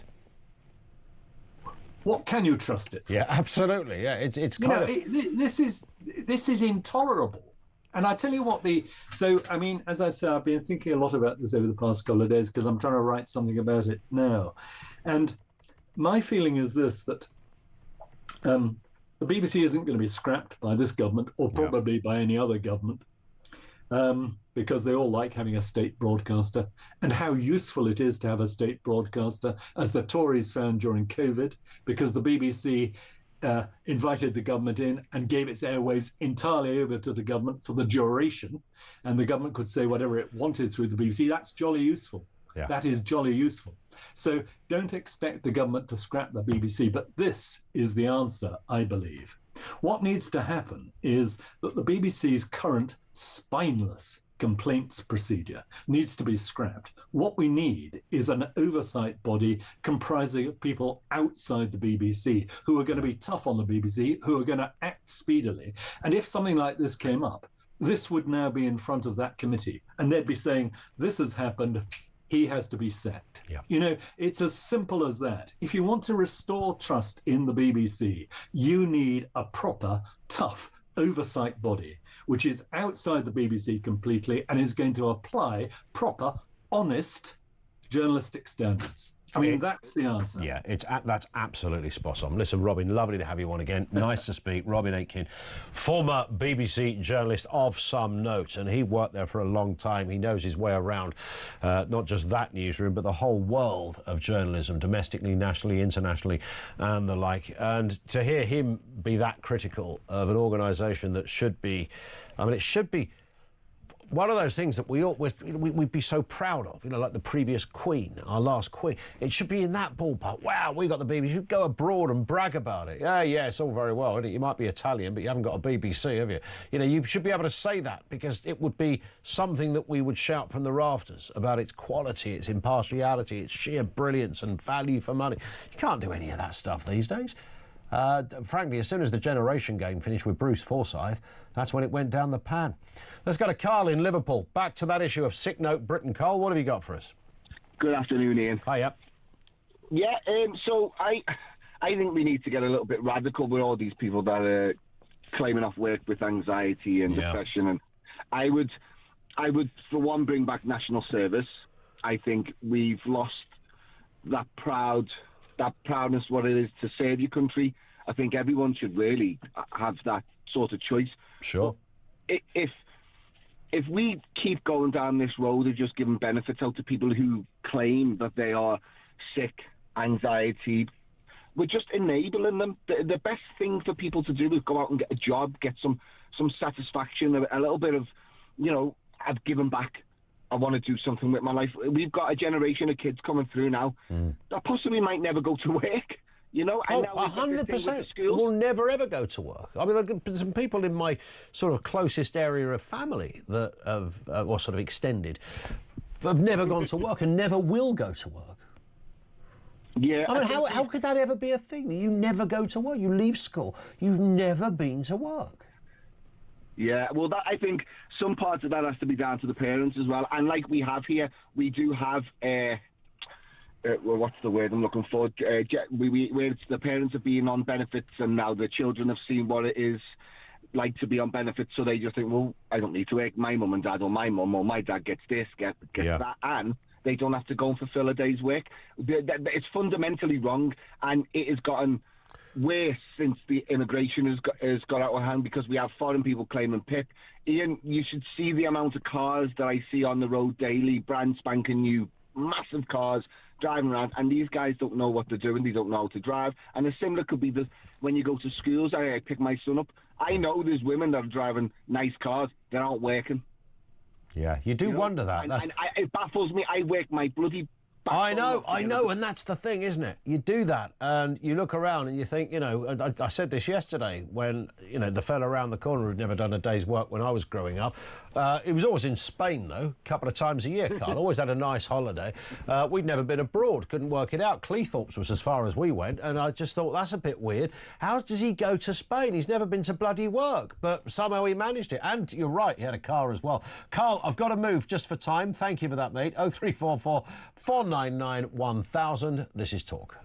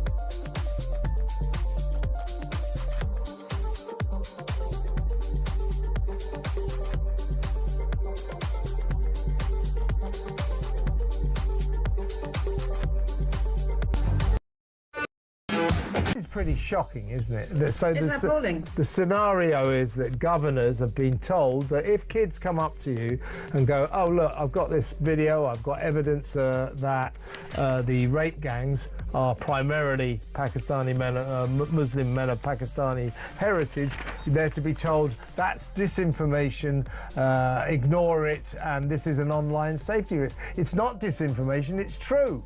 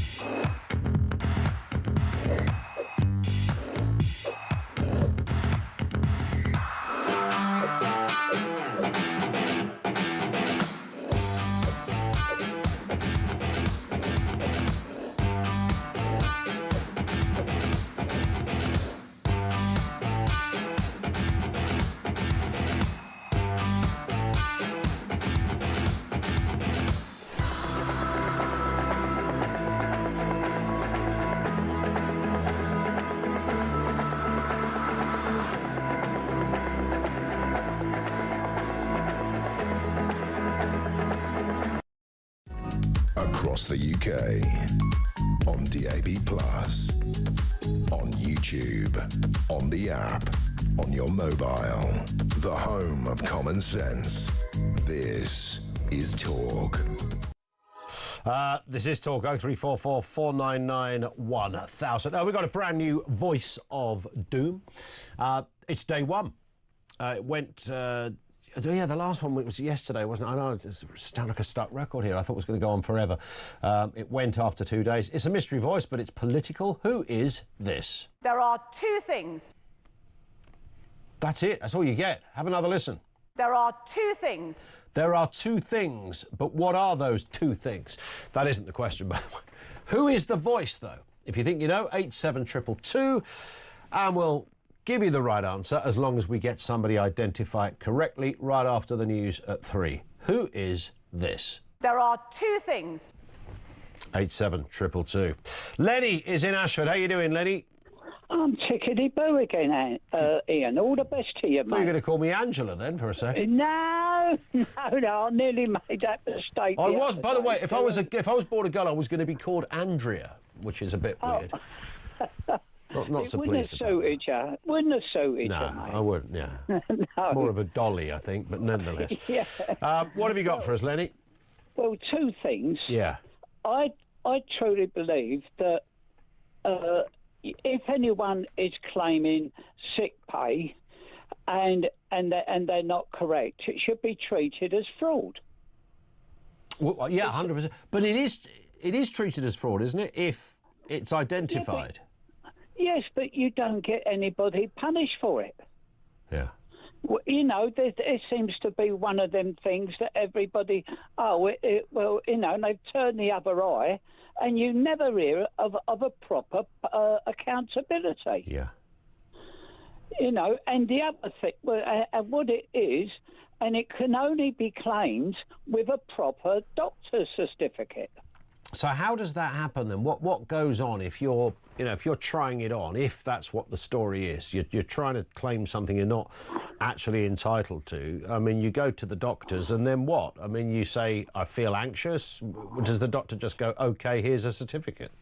Yeah, well, it's up to the doctor to give, to put his head on the chopping block to say whether you're right or you're wrong. Yeah. But... And what it is, and I heard a story last week, and it was unbelievable. And this is what made me think on what I'm telling you. There's a little gang that renovate houses. Mm-hmm. And the foreman is a young, placid, 40-year-old man, but very placid, works very hard. And they go to work one morning, and one chap's just jumped straight in a bedroom and started rubbing the walls down. And he said, excuse me, I don't want you to do that first. He said, I want you to give the upper bedroom a coat of paint now, then while it's drying, rub this wall down, and then we can give the other bedroom another coat of paint before we leave tonight. And the chap said, you can't talk to me like that, and walked off of the job and declared himself unfit for work. What? Right. So he thought... So this is apparently a thing, isn't it? I can't authenticate this. So anyone given an instruction sees that as a kind of microaggression, I think the phrase is. Well, I don't know what you call it, but what it is... Well, it means you're a bloody idiot, right? But I mean, in real terms. But that's how it's, you know, I felt victimised. I felt put upon. I felt singled out, you know, all of this old cobblers. That is it. And the chap just walked off of the job. Yeah. So I said, what's happened to him? He said he's off sick now for 6 weeks.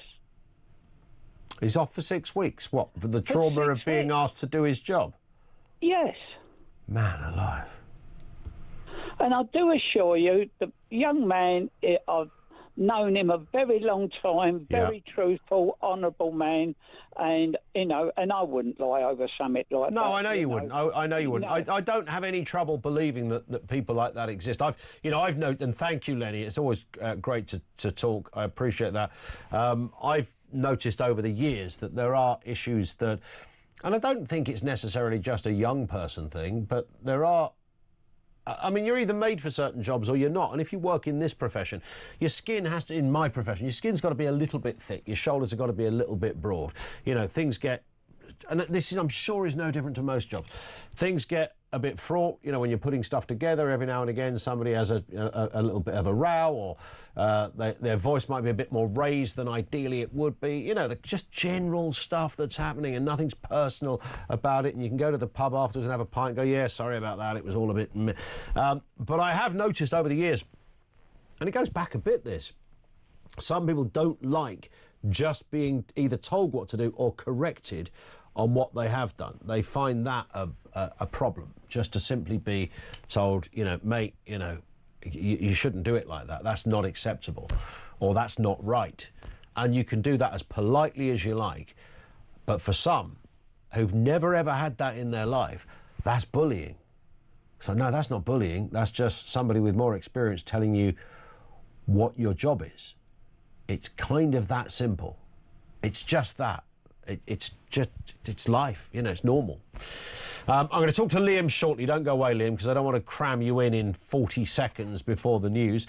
This comes in from Chris in Hales-Owen, who says, with a national debt of around £3 trillion, Britain is basically bankrupt. Before any political party starts spouting out their election promises, it is in their own interest to point out the financial state of the country to a largely ignorant electorate who will seem to think that the welfare state is funded by the tooth fairy.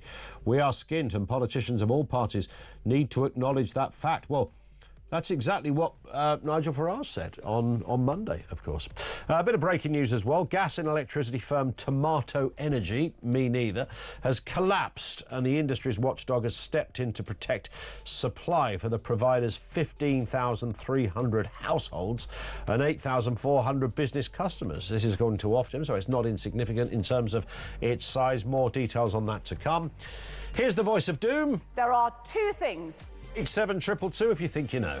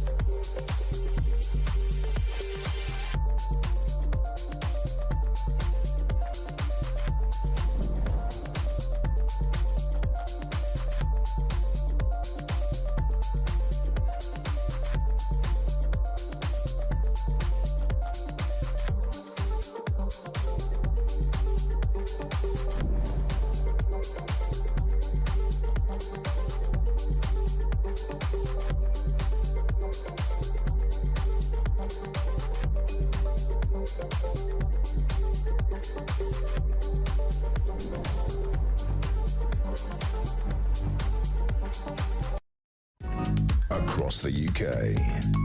On DAB+, on YouTube, on the app, on your mobile. The home of common sense.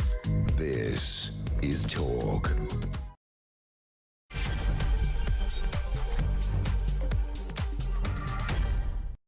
Yeah, good afternoon. Welcome back, home of common sense. Loads more to come. It's our final hour, but the debates do not stop. Sick note, Britain spiralling as it's revealed £212 billion every year is lost to ill health. And that figure is rising, by the way. And here's the thing. Even if, I mean, obviously there's a lot of people going, well, really, is everybody ill? Are some people trying it on? Yeah, I'm sure there are. But that's not the point. Let's assume all those people are ill. What's going on? Why are we so ill? What is happening? So it's going to get worse. 800,000 more people out of work since 2019, and Easy Fit notes fueling inactivity. We've got employers being hammered, we've got welfare and NHS costs soaring, and the UK now lags significantly behind other major European countries. In fact, I think pretty much all of Europe in this respect.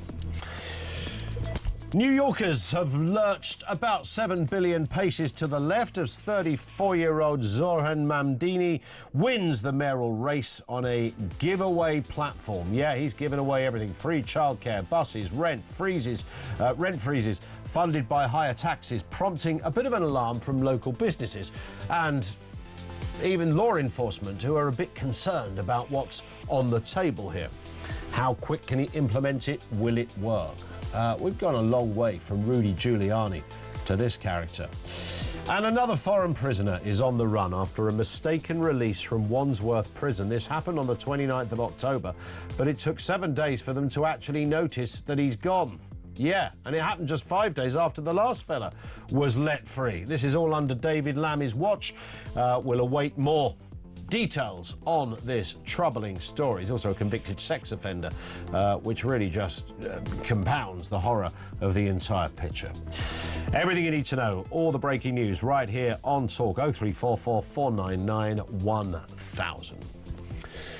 So let's have a look at that story coming out of New York City. Zoran Mamdini is now the new New York mayor. 50.4% of New Yorkers voted, becoming the city's first Muslim mayor and the youngest in a century.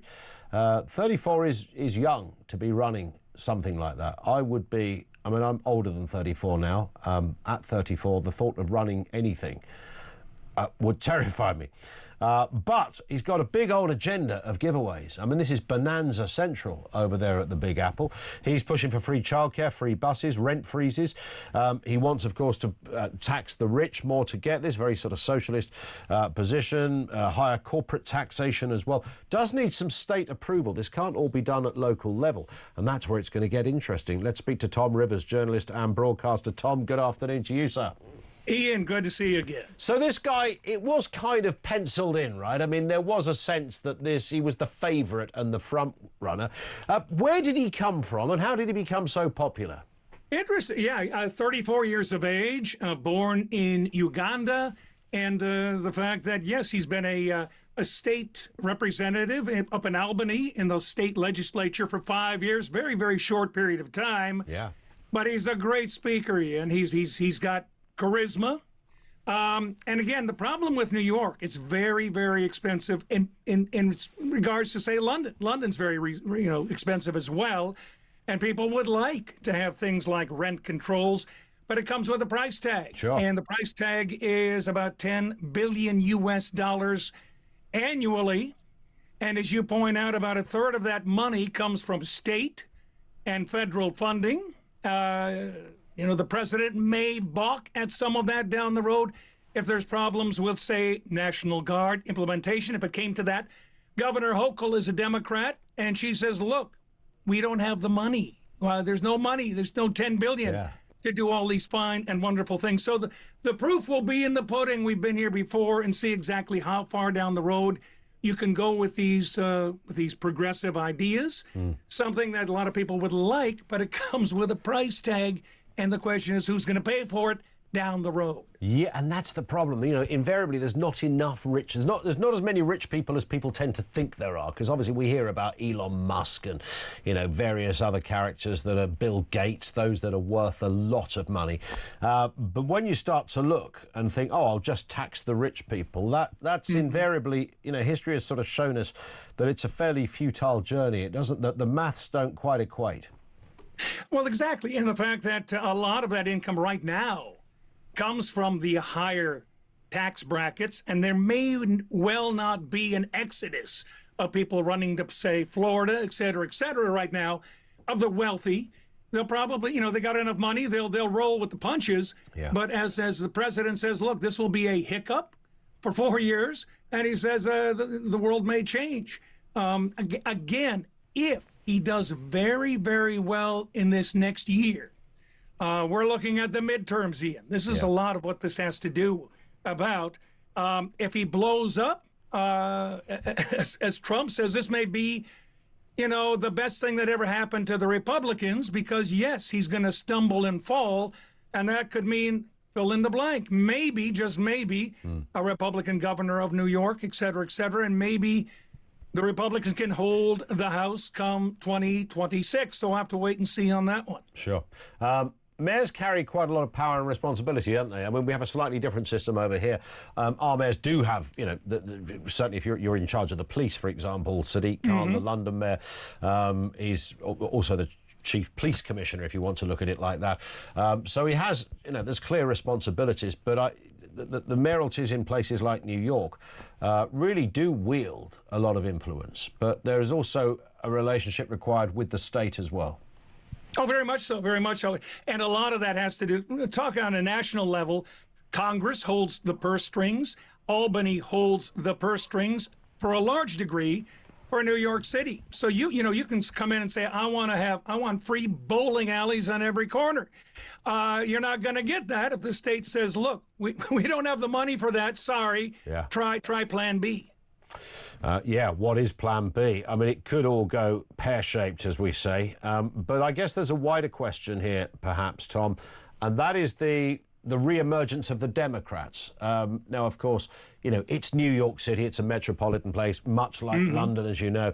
It's, you know, you could, you know, on a good day, you could stick a red rosette, or red over here, blue over there, on a horse, and it would get elected in a lot of metropolitan areas.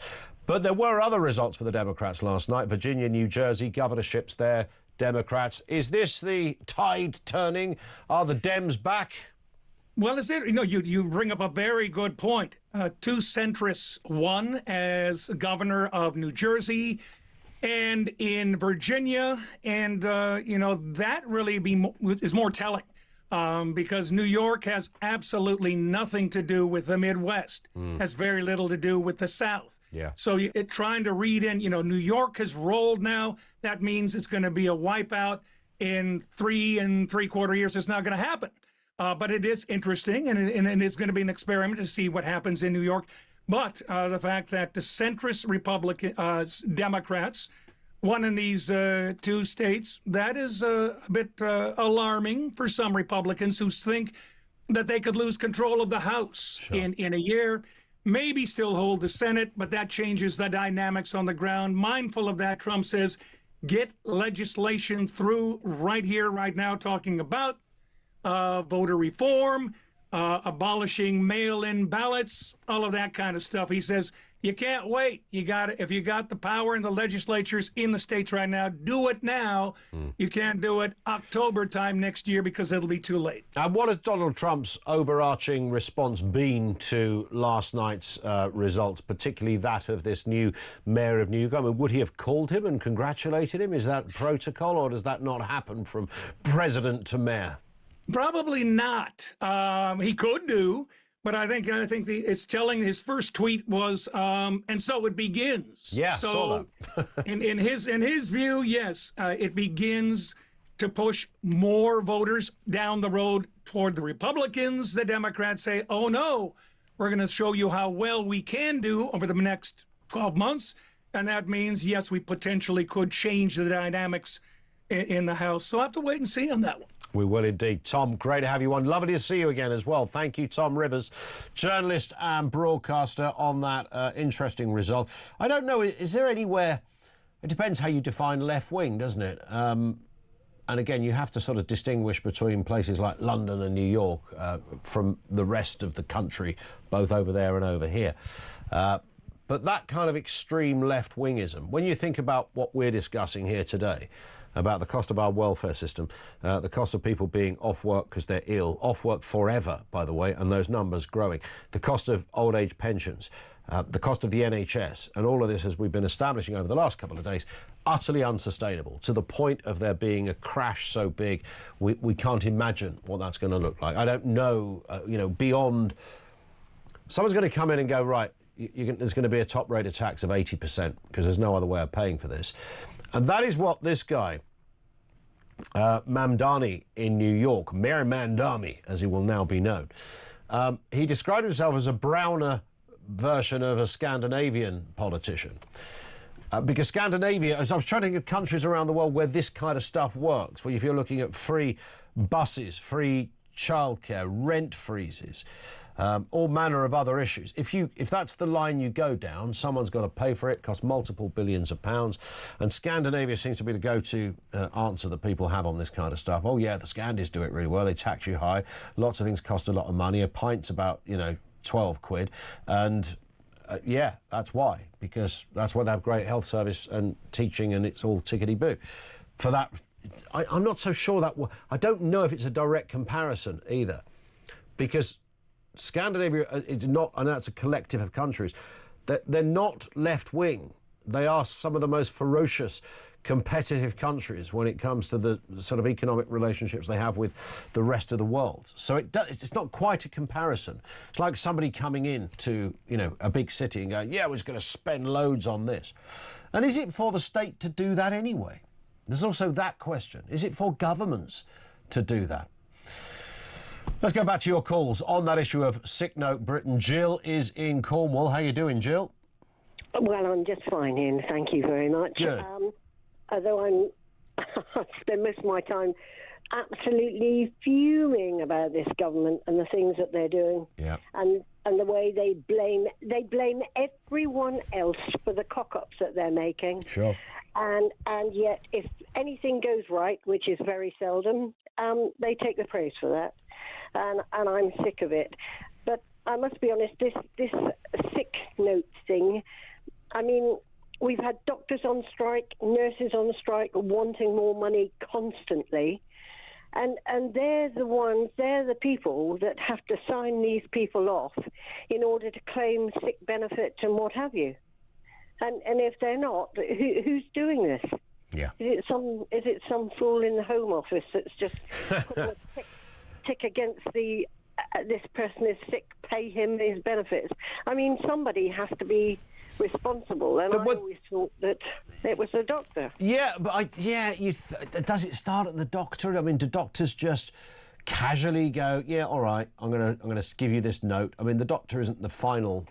It's not the start and the end of the process. It might be the start, but so I don't know is the answer to that. What I find interesting is that it's a kind of gun to the head of the state, because once somebody has self-declared their inability to go to work, Jill, because of, in this case, what to most people would be mild anxiety or just life, stuff you worry about, there's a bill you can't pay, or you've had a row with your partner that day, or you just don't quite like the place you work at, which doesn't mean that that's a mental health issue, but a collection of all of that. If you say to those people, we're not going to give you any money at all, there's no money there, some of those people will go back to work. Others might not. But what if they've got kids? What do you do then? What does the state do? So you've got a household where the mum or the dad won't go to work, and you've got kids who have no food. So then the state step in, right? Well, yeah. So it's like people going on strike in a way. I always understood that if you were signed off on the sick, you were signed off for a certain time. And at the end of that time, you would be offered, if you didn't have a job, you'd be offered a job, and you would have to at least accept or take or go looking for a job within a specific time span, and that in that time span, your money could be decreased. And I just feel that we're all being made responsible for people who are being thoughtless. Yeah. Not everyone, obviously, but people who couldn't give a two tuppenies how other people are living as long as they don't have to work to pay for their family. Yeah. I don't think people are... I don't think most people really consider... They think, well, you know, why shouldn't I just, you know, I've worked a bit, you know, why should I have to go to work? It's not even laziness. I think we're beyond that. I think it's something else. And there's a sort of a strange social malaise snaking its way around the place that is... It's taken a stranglehold of something. And if you put that together with the rising cost of everything, and I don't mean our own cost of living, I mean the cost of running governments, we need somebody who's fundamentally going to... I mean, you've got to change literally the way we live to get this country back on its feet. Jill, thank you very much indeed for that. I mean, there's a whole phone-in on that. Might even touch on it tomorrow, maybe, about what is required to get back to, you know, GDP, debt, personal responsibility, all of those things, caring for the vulnerable, making sure that group is protected, while simultaneously making sure we can grow, weeding out the pee takers, you know, the list goes on. But getting that done, how long does that take? If you wanted to seriously tackle that with that kind of intent and energy, what's that going to take you? A year or 25 years? I do not know. Maybe you do. Don't go away, David. We will be with you shortly. Let's do the voice of doom. Have we got a winner? This is the political mystery voice. Have a listen. There are two things. Very brief, wasn't it? Have we got a winner? These are some of the guesses. Helen Grant, Penny Mordaunt, Margaret Beckett, Michelle Scroggum, Edwina Curry, Anne Widdicombe, Claire Short, Anna Soubry, Barbara Castle, Angela Rippon, Liz Truss. It is none of those people. Let's hear it again. There are two things. Nobody has got it correct. It rolls over to tomorrow. Back with you. More calls on the way. This is Talk.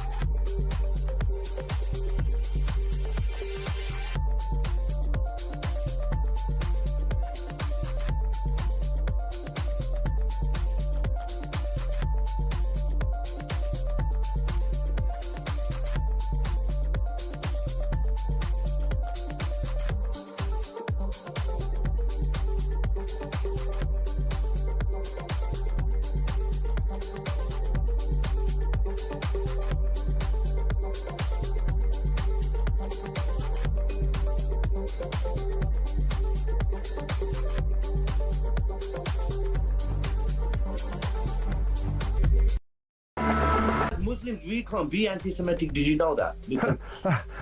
Because well, no offense, not you, but a lot of your Muslim friends, I think. Our prophet was a Semitic. So you're telling me that Muslims cannot be anti-Semitic? That it's part of your sacred creed? Muslims cannot be against any religion. We are taught to coexist with peace and harmony with every religion. Well, it's not really working out, is it? Particularly, shall we say, in Gaza. Why not?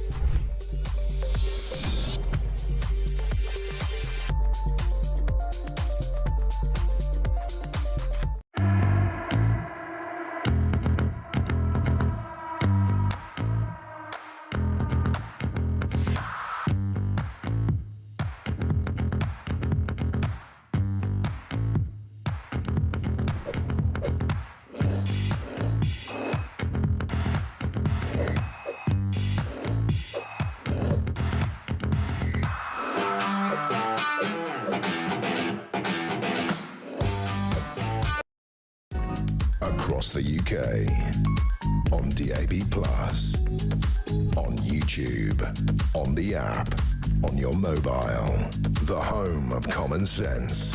This is Talk. It is Talk, 23 minutes after 3 o'clock. This one comes from Mary, who says, you're missing the biggest point with disability benefits, and that's the fact that my dad's neighbour, who is, quote, anxious, can walk, talk, is totally mobile, can drive, goes jogging, shopping, nights out, goes on holiday, gets exactly the same amount of benefits as my dad, who has Parkinson's. Now, that is interesting, isn't it? That is really interesting. And again, that, I guess, comes down to how you define the someone's anxiety. I mean, a lot of people say, yeah, you can do it. It's a bit like if you take a day off work. A lot of lawyers have proved this. And then somebody spots your social media where you're in a gym on a running machine. And they go, look, you know, Mick said he was off work ill. And the legal argument is, yeah, you can be off work ill and go to the gym. That doesn't preclude you from going to the gym. In fact, you could argue it's a good thing to do because it might make you feel better so you'll be back to work the next day. I don't know what it is, but that rubs a lot. Mary, thank you for that. And Don in Chelmsford, of course there's no need to work. Take every benefit going, shoplift your food and drink, snatch a few phones and sell them. Sell dodgy cigarettes too. Great life. Brackets, not advocating it. I don't know, Don. You're tempting me, says Don in Chelmsford. This is David in Plymouth on this very point. David, what have you got for us? Afternoon. Afternoon, Ian.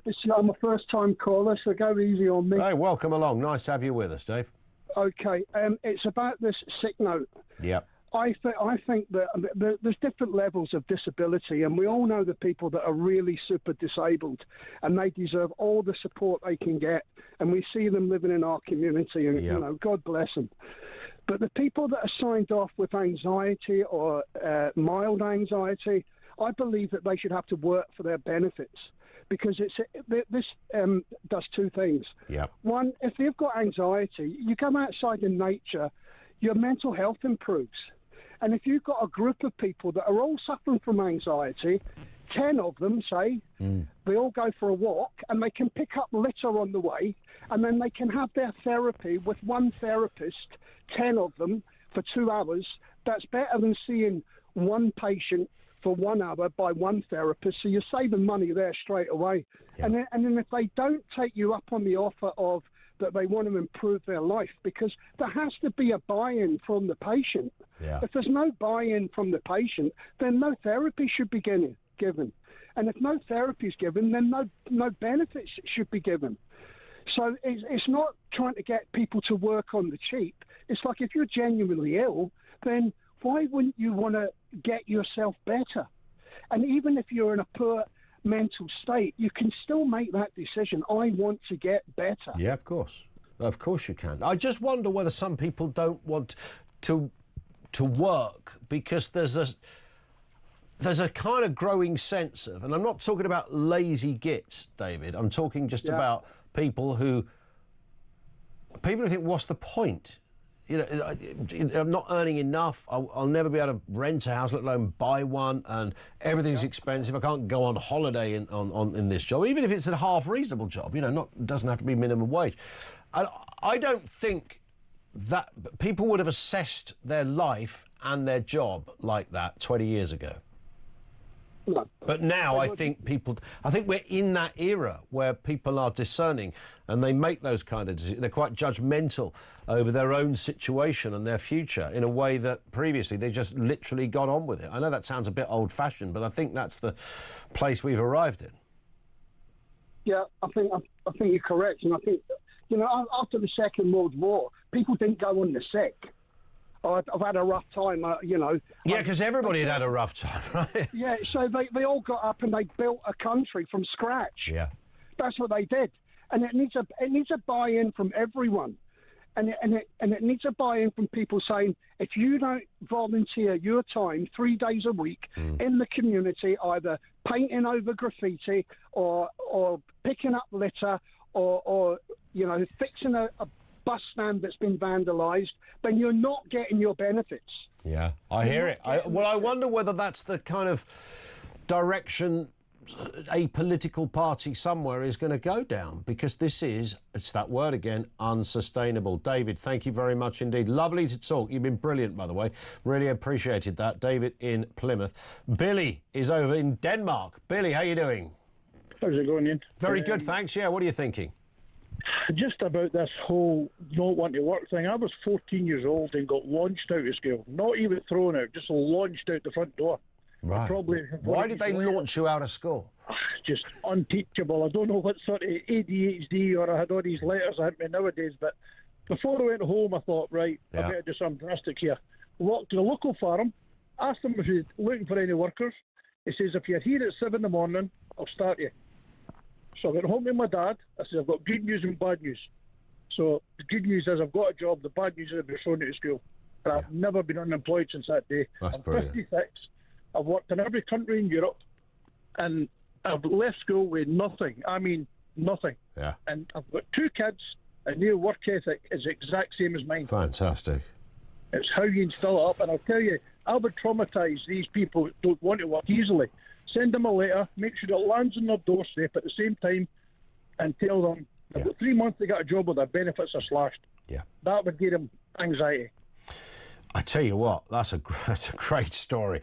You do wonder whether we've gone through the stage of being almost too understanding of a billion different stories and reasons. The state has to say, no, this is no longer what the state does. Listen, Billy, I love it. Thank you very much indeed for that. You know, there is quite a sort of a haunting counter to everything, because I, along with you and others, are calling in and texting in and saying, look, you know, you've got to do something to tell people, no, you won't get this benefit unless you do this. The other reality, of course, is the world of AI, which is just, you know, nipping at the heels of every aspect of life, and could soon put us in a position where, if you think 800,000 people suddenly finding themselves out of work due to ill health in just the last 5 years, then you ain't seen nothing yet, because fast forward 20 years and it'll be like 8 million people, because you won't need people in jobs. So the government will there'll have to be some kind of universal basic income, something. I don't know whether we'll stand on street corners or whether it'll be like the old village where you'll sit around a campfire, you know, playing some kind of crafts. You do some crafts. People like Amy likes crafts, who works with us. She'd be good at that. You can sort of, you know, I don't know, make one of those little wooden guitar things that they use. There'd be a jester, you know, with the hat and the bells on. Is that going to be life? I mean, I've heard academics write about this, they're kind of giving the tongue-in-cheek example that we'd have to rediscover what we do as humans. So, yeah, and people won't have a lot, but they won't need a lot, because the whole thing will be sort of provided by the government, because there's no other option. And everyone will be in the same position. 0344 499 1000. On that grim note, we'll take a very, very brief pause, and we're back after this.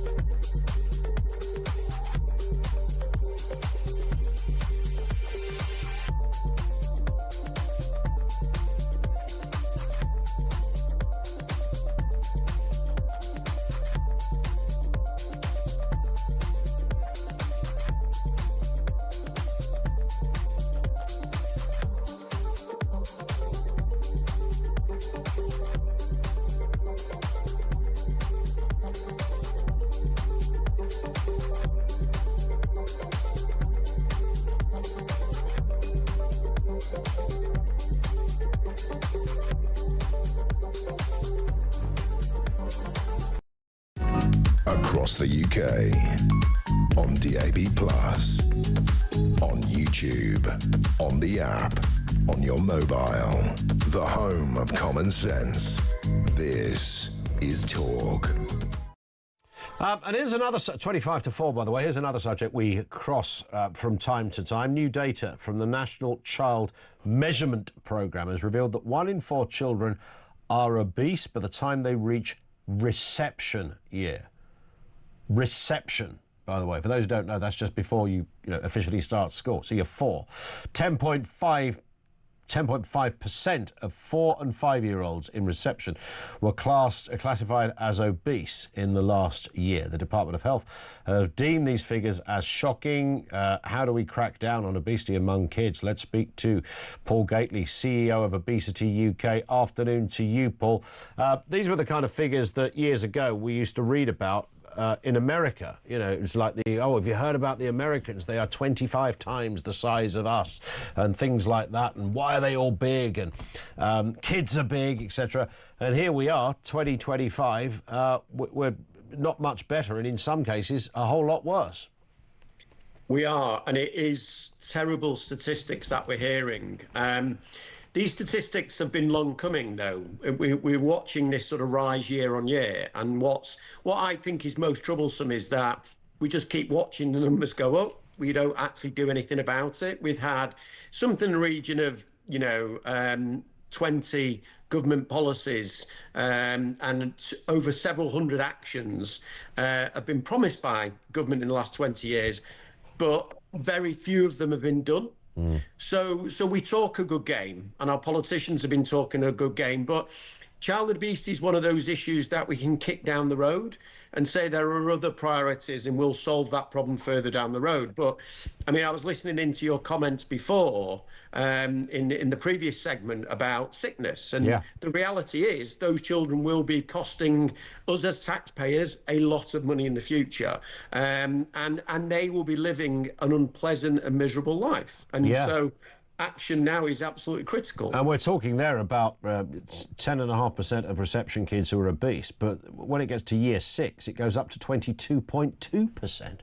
And we're almost at a quarter of kids are clinically obese. Correct. And in some areas, that number then continues to rise. So that's the average for England. But there are some areas where those statistics are nearly 50%. So 1 in 2 11-year-olds are suffering from obesity. And, and that is a major problem for us. Yeah. I mean, the classic sort of terms of debate on this, I suppose, Paul, are, government intervention versus personal responsibility, because many people will say, well, hang on, stop feeding your kid burgers and Haribos and, we might see a difference. And that's very easy to say that. But, of course, putting that into practice is not always easy. And it's not an either or. I mean, at the end of the day, it's not an either or choice. I mean, government have to stand up and be accountable. We elect them to take action. And if they make promises and they're not action, then we need to challenge them on that. And, that's where I started off. Equally, we do a lot of work at Obese UK with parents, working with them. We hear about the challenges, but we don't sort of, pat them on the back and say it'll be okay. We would say, you have a responsibility here. Parents have a responsibility. Schools have a responsibility. The food industry has a responsibility. And blaming any one entity there doesn't actually solve a problem. But getting collective responsibility and accountability is really critical. Spot on, Paul. Great to have you on. Thank you, Paul Gately, CEO of Obesity UK. We go through this discussion at home all the time about the variety of kind of stuff that's not good for you is so immense out there at the moment. It's just off the scale, isn't it? I mean, everything. If you look at a food delivery app, there's very little good can come of those in terms of health. If you look at the kind of stuff that's the cheapest to buy in the supermarket, I'm talking about like nuggets and sort of breaded stuff, all the things that kids like, the faces, and again, very little good comes of that. And then you look, of course, at, sweets, the cost of sweets, the size of packets that you can buy. It's funny, isn't it? Some of that stuff it feels like it's cheaper than when I was a kid. And you get more of it as well. You get loads of it too. It is extraordinary. And it's everywhere. You can't, you know, I was in the shop yesterday buying some fireworks, for God's sake. I mean, that's a bit weird, isn't it? When you realise... My memory of firework night is my dad lighting fireworks in the garden. And now I'm that dad. And I've done this for a few years now, but it does seem weird. But it was such a... you see, there's another change, isn't there? When my dad went, you know, with his lighter, because we're standing back at the house, and off he went to the garden. Is he going to come back? Is Dad going to come back? And he'd go down there and light these things. I was quite terrified. Because I thought, you know, it's like, this is clearly dangerous stuff. And then he'd run back, of course, and the rockets would go off, and then he'd go back again, as you do. And I imagine fireworks are probably more safe than they've ever been. But as a kid, that was a big moment, wasn't it? I don't think kids are that excited. Well, they are. Mine are like, they've looked, there's a fireworks box in our house. You know, they're a bit excited about that. But me going down there with a lighter, I don't think that, you know... I mean, I didn't really sympathise with my own dad until he blew his own hand off. And then... No, he didn't. But it was always a moment as a kid when you just thought, this is, like, beyond excitement. My point was, when I was looking at the fireworks, I turned around and all the Christmas chocolates are on the other side. I mean, to say that it's not even one aisle, it's like God knows how many aisles of just chocolate and confectionery, and big bags of stuff, you know, massive jumbo bags of everything, whether it's chocolate, whether it's the chewy stuff, whatever it happens to be. And it's not, you know, it's like a couple of quid for a huge bag. When we did the trick or treat thing, you know, a box of Haribos with something like 30 packets of, they're only the small ones, 30 packets of Haribos is about, I think it was about £2.80 or something. It was absolutely mental. So the stuff is, it's bad for you and it's cheap as well, and there's the problem. 0344 499 1000, but boy, it all tastes good, doesn't it? Simon is in Derby. Back to the sick note issue. Simon, good afternoon. Hi, how are you? Can you hear us all right, Simon? Your line yeah. clicked a bit. Yeah, sorry. That's all right, no problem. What have you got for us? Yeah, I was just wondering how people can actually afford to live on sick pay, because it ain't that much. Unless they're all living at home with mummy and daddy, I don't get it. I'm with you on that, and I think that is another part of the story. Of course, there are some professional people who shouldn't be on any kind of benefit, who know how to work the system, which is a criminal offence, by the way, if you're doing it illegally. But you're right, you're not going to get you're not going to get £1,000, are you, a week out of the welfare department? Well, look, I mean, with just all this mamby-pamby stuff, I'm anxious. I'm sick of it. Get off your backside and do a day's work. Yeah. I had to do it. I've done it for 55 years, and I'm blowed as to why we've got this, you know, this society where everybody's, I caught a cold, I better take a week off. Yep. What is it? I mean... I know, I've got to take a week off for a cold. I had a horrible cold. In fact, I think I had a virus, you know, when you actually feel... So the last couple of weeks, there were 3 days I was doing this job, and obviously you've got to sound a bit upbeat, where I felt sick for the entire 3 hours. You know that point when you know you're not going to be sick, you just feel sick.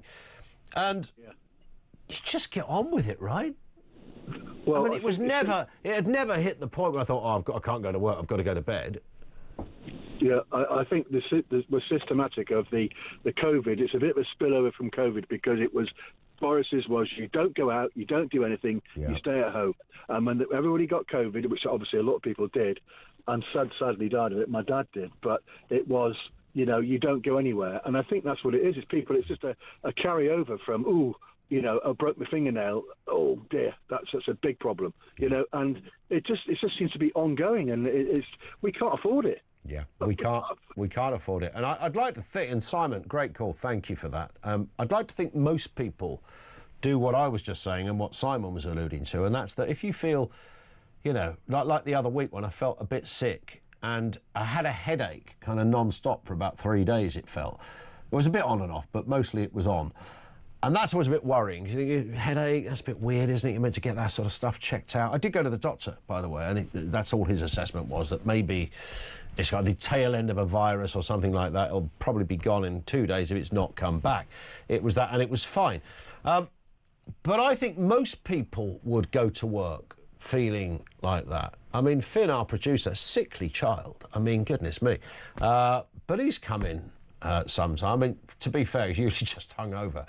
But he has come in, you know, a lot feeling a little bit kind of, you know, not 100%. That goes for everybody. It's a conversation in the office. Somebody goes, I don't feel great today. Well, they're still at work. I mean, that's just normal stuff. I mean, you've got to be ill to be off work, surely, properly ill. And you know when you're properly ill. Robert is in Hertfordshire on the same issue of Sick Note Britain. Robert, what have you got for us? Hi, Ian. I come from a generation, I'm 73, and I feel proudly that my generation made this country what it was before it went all pear-shaped. What I mean is we was born just after the war, where London was flattened. We was encouraged to go to work. I went to school in 1964 till 69. Now, it was a very unusual. It was a secondary modern school in London, but it was an unusual school. There was only 7 like it in the country. They called it a technical school. Now, they had a bricklaying workshop, they had an engineering workshop, they had a decorating, so that they had all these trades, a plumbing workshop. That's how I became a plumber. So if you wasn't academically bright, they would make sure that you got an apprenticeship. There was there was another role to go down. Now, it was 2 things. It was the print, which that didn't end up too well, but it was a good job at the time. You went as a compositor. You know, I mean, that don't exist now. But we used to get representatives of all the companies, the big companies like Taylor and Woodrow and Trollope and Coles. They basically beg you to come and do an apprenticeship with them. How bizarre is that? Well, the thing is as well, I mean, my dad, I was getting 10... Listen, I don't want to whine on like all the old boys, but I got 10 pence an hour. I got 40-hour week, I got £4. 10 pence an hour? Wow. Yeah, 10 pence an hour. So that would have been in the... So you were born in the early 50s, this would have been in the 60s then, I guess, yeah? Yeah, I was born in 1953. Okay. This was the end of the 60s, 68, 69. Yeah. But it was the culture as well. You know, I come from grafters. Everybody grafted. You know, there was no such thing. And then I worked my way up. I was apprentice plumber, but I ended up being a senior contracts manager for a big building company before I retired. Now, I just got to tell you, I done a job. I ain't going to name the state, I can't. But it was in Winchester. And I had to go and see one of my supervisors there. And I got in the cab. And I said to the guy, do you know the so-and-so estate? He said, oh, you mean Social City? Social City. Honestly, he said, wait till you get there. So I got there, and it was a big housing estate. And nobody ever went to work. It was good because we was putting kitchens and bathrooms in, which was good because everybody was always in. Yeah, but I went in one house, and they had a television. It didn't go to work. The guy just sat there in his pants all day watching the grating. It was like going to pictures. His telly, I couldn't afford the telly that he had, and we was putting in £6,000 kitchens and £6,000 bathrooms into these places where they weren't paying any rent. Yeah. And I used to like showing my wife because she was getting on to me about getting a new kitchen, and when I showed her what we was giving all these people, you know, she used to get the right ump. But what I'm saying is they was used to it. You know, my dad would never let... I used to have to beg my dad not to go to work if I was really ill. It's the culture that you was brought up in. It just wouldn't happen. Wouldn't be allowed to get away with that, would you? Listen, Robert, I've got to move, but thank you very much indeed for that. It's interesting that you talked about Social City. If you look at... There is a bit of a contagion as well that can happen on housing estates, where if you get a housing estate that's a little bit tricky, this probably involves a little bit more about... Possibly gets into sort of addiction and that kind of stuff, then you can often find that the entire estate is kind of almost infected with the same malaise. So there's a problem that it's almost catching, and that's how it is. So a kid only ever sees that around them. I mean, this is largely a different issue. There was a BBC programme about the schemes in Glasgow. Schemes are referring to working class council estates, that kind of stuff. I don't believe the term schemes exists anywhere else outside of Scotland, does it? and maybe not even all of Scotland. Is it still used, that phrase? But I think it was just called the schemes, or the scheme. And it was literally like fly on the wall, and it focused on a number of houses in that neck of the woods. And that kind of highlighted a little bit of that, you know, the challenges of living where there's perpetual unemployment in certain homes and areas, and it's repeated from street to street. And some people have got a problem with the drink, and some with the gear, and some both, and all of that. And there's not a lot of money around, there's a bit of crime, and the kids don't do great at school. And there's also an underbelly of brilliance and proper working class love and respect as well in some of those estates. So it's a kind of tale of two sort of examples of how people who are on the lower economic runs of the ladder can function. But I do think that is that's another problem. That's largely a different issue to this, but it does sort of feed into it. 0344 499 1000. Back with more from you coming next on Talk.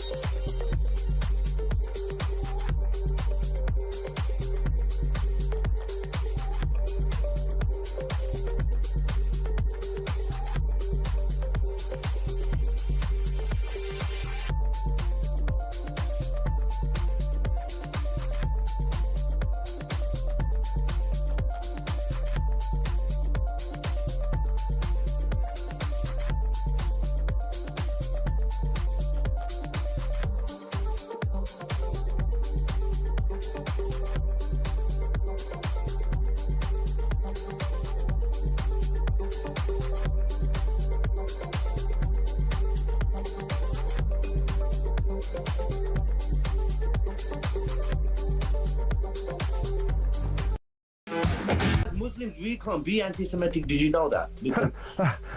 Because well, no offense, not you, but a lot of your Muslim friends, I think. Our prophet was a Semitic. So you're telling me that Muslims cannot be anti-Semitic? That it's part of your sacred creed? Muslims cannot be against any religion. We are taught to coexist with peace and harmony with every religion. Well, it's not really working out, is it? Particularly, shall we say, in Gaza. Why not?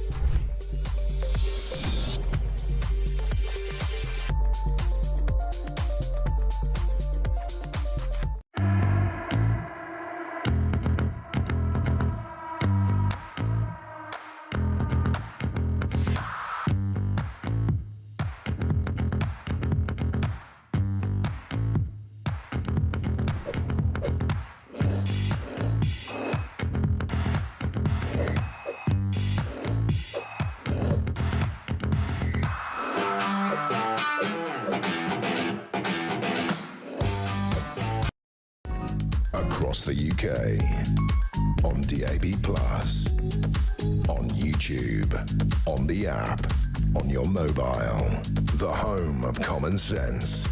This is Talk. This is Talk, 0344 499 1000. A little bit of breaking news just come in. The Algerian man who was mistakenly released from Wandsworth Prison in southwest London has been named as Brahim Kaddour Sharif. That is the latest we have, but they haven't caught the bloke. So, great, we know his name. I think they knew his name straight away. Well, it took them a week to realise, oh, we actually released a bloke, an offender, and we weren't meant to. Yeah, that's unusual, isn't it? Not really. We did the same 5 days before. Wow. So there's now a manhunt going on for this sexual offender. Brahim Kaddour Sharif is the person, and, of course, full updates here on Talk. Back to your calls. Jess is in Kent. How you doing, Jess? Yes, I'm good, thank you. Good. Nice to have you with us. What are your thoughts? Just wanted to say that I'm somebody who has actually benefited from being off sick. Mm-hmm. They benefited, but in... It was the right thing to do, to be off sick, It was is the what right you're thing saying. to do. I was in a very stressful job. Yep. The stress was actually causing me not to be able to find another job. Wow. I was working ridiculous hours. Management was not great. So change of management. Mm-hmm. And I was sick, but I had to. I was having a breakdown. There was just no doubt about it. And that's a whole different ballgame, isn't it? I mean, you're having... I know, you know, work can cause people horrendous life experiences. Game-changing, you say. It was a health and wellbeing company. It was shocking. Yeah. It was a health and well-being company. Absolutely. Isn't that often the case? Well, the irony of that. Preaching, absolutely. Yeah. The point is, though, a safety net for a short term saved me because I was able to take that time and find a new, better job. Mm-hmm. You know, within 3 months. And that makes sense, doesn't it? Because no one ever said that we could invent a system that will function for every single human being perfectly for the rest of their life. I mean, that would be a big ask, wouldn't it? There's going to be blips and stuff in the road. And, you know, I know mates who've had the most horrific experiences, often with a senior member of staff who doesn't treat them particularly well. And they can't get any kind of...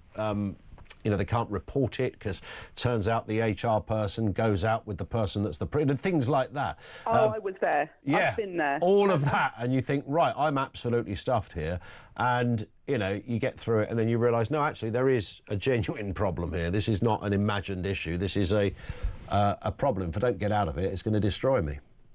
And it wouldn't have been fair on my children either. Yeah. And it wasn't fair on them.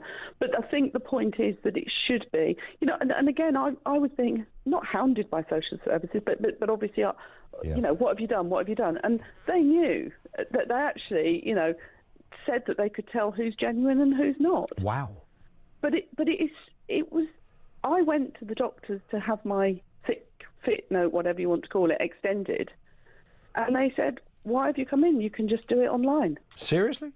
Mm-hmm. I mean, that shouldn't be how it works, should it? Yeah. It is too easy. And although, I was genuine, if you know the system... But if you weren't but arguably it's too easy because the system is overwhelmed, I would imagine, Jess. And we've seen it by these numbers today, and it's going to go up by another 600,000 by 2030. We are a society, or not everybody, actually, but there is... It is endemic that people want something for nothing. Yeah.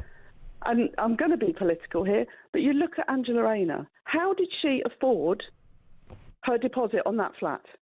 Who was that, sorry? Angela Rayner. Oh, Angela Rayner, yes. Both her and her husband had council houses, or they bought on the right to buy, and got payments from there, and they sued the NHS for their disabled child. Mm-hmm. That's where her money came from. For the deposit on the flat. But she kept the previous house, didn't she, as a place for her disabled son, I think. She sold her share. Sold her share, but it didn't sell the... Yeah.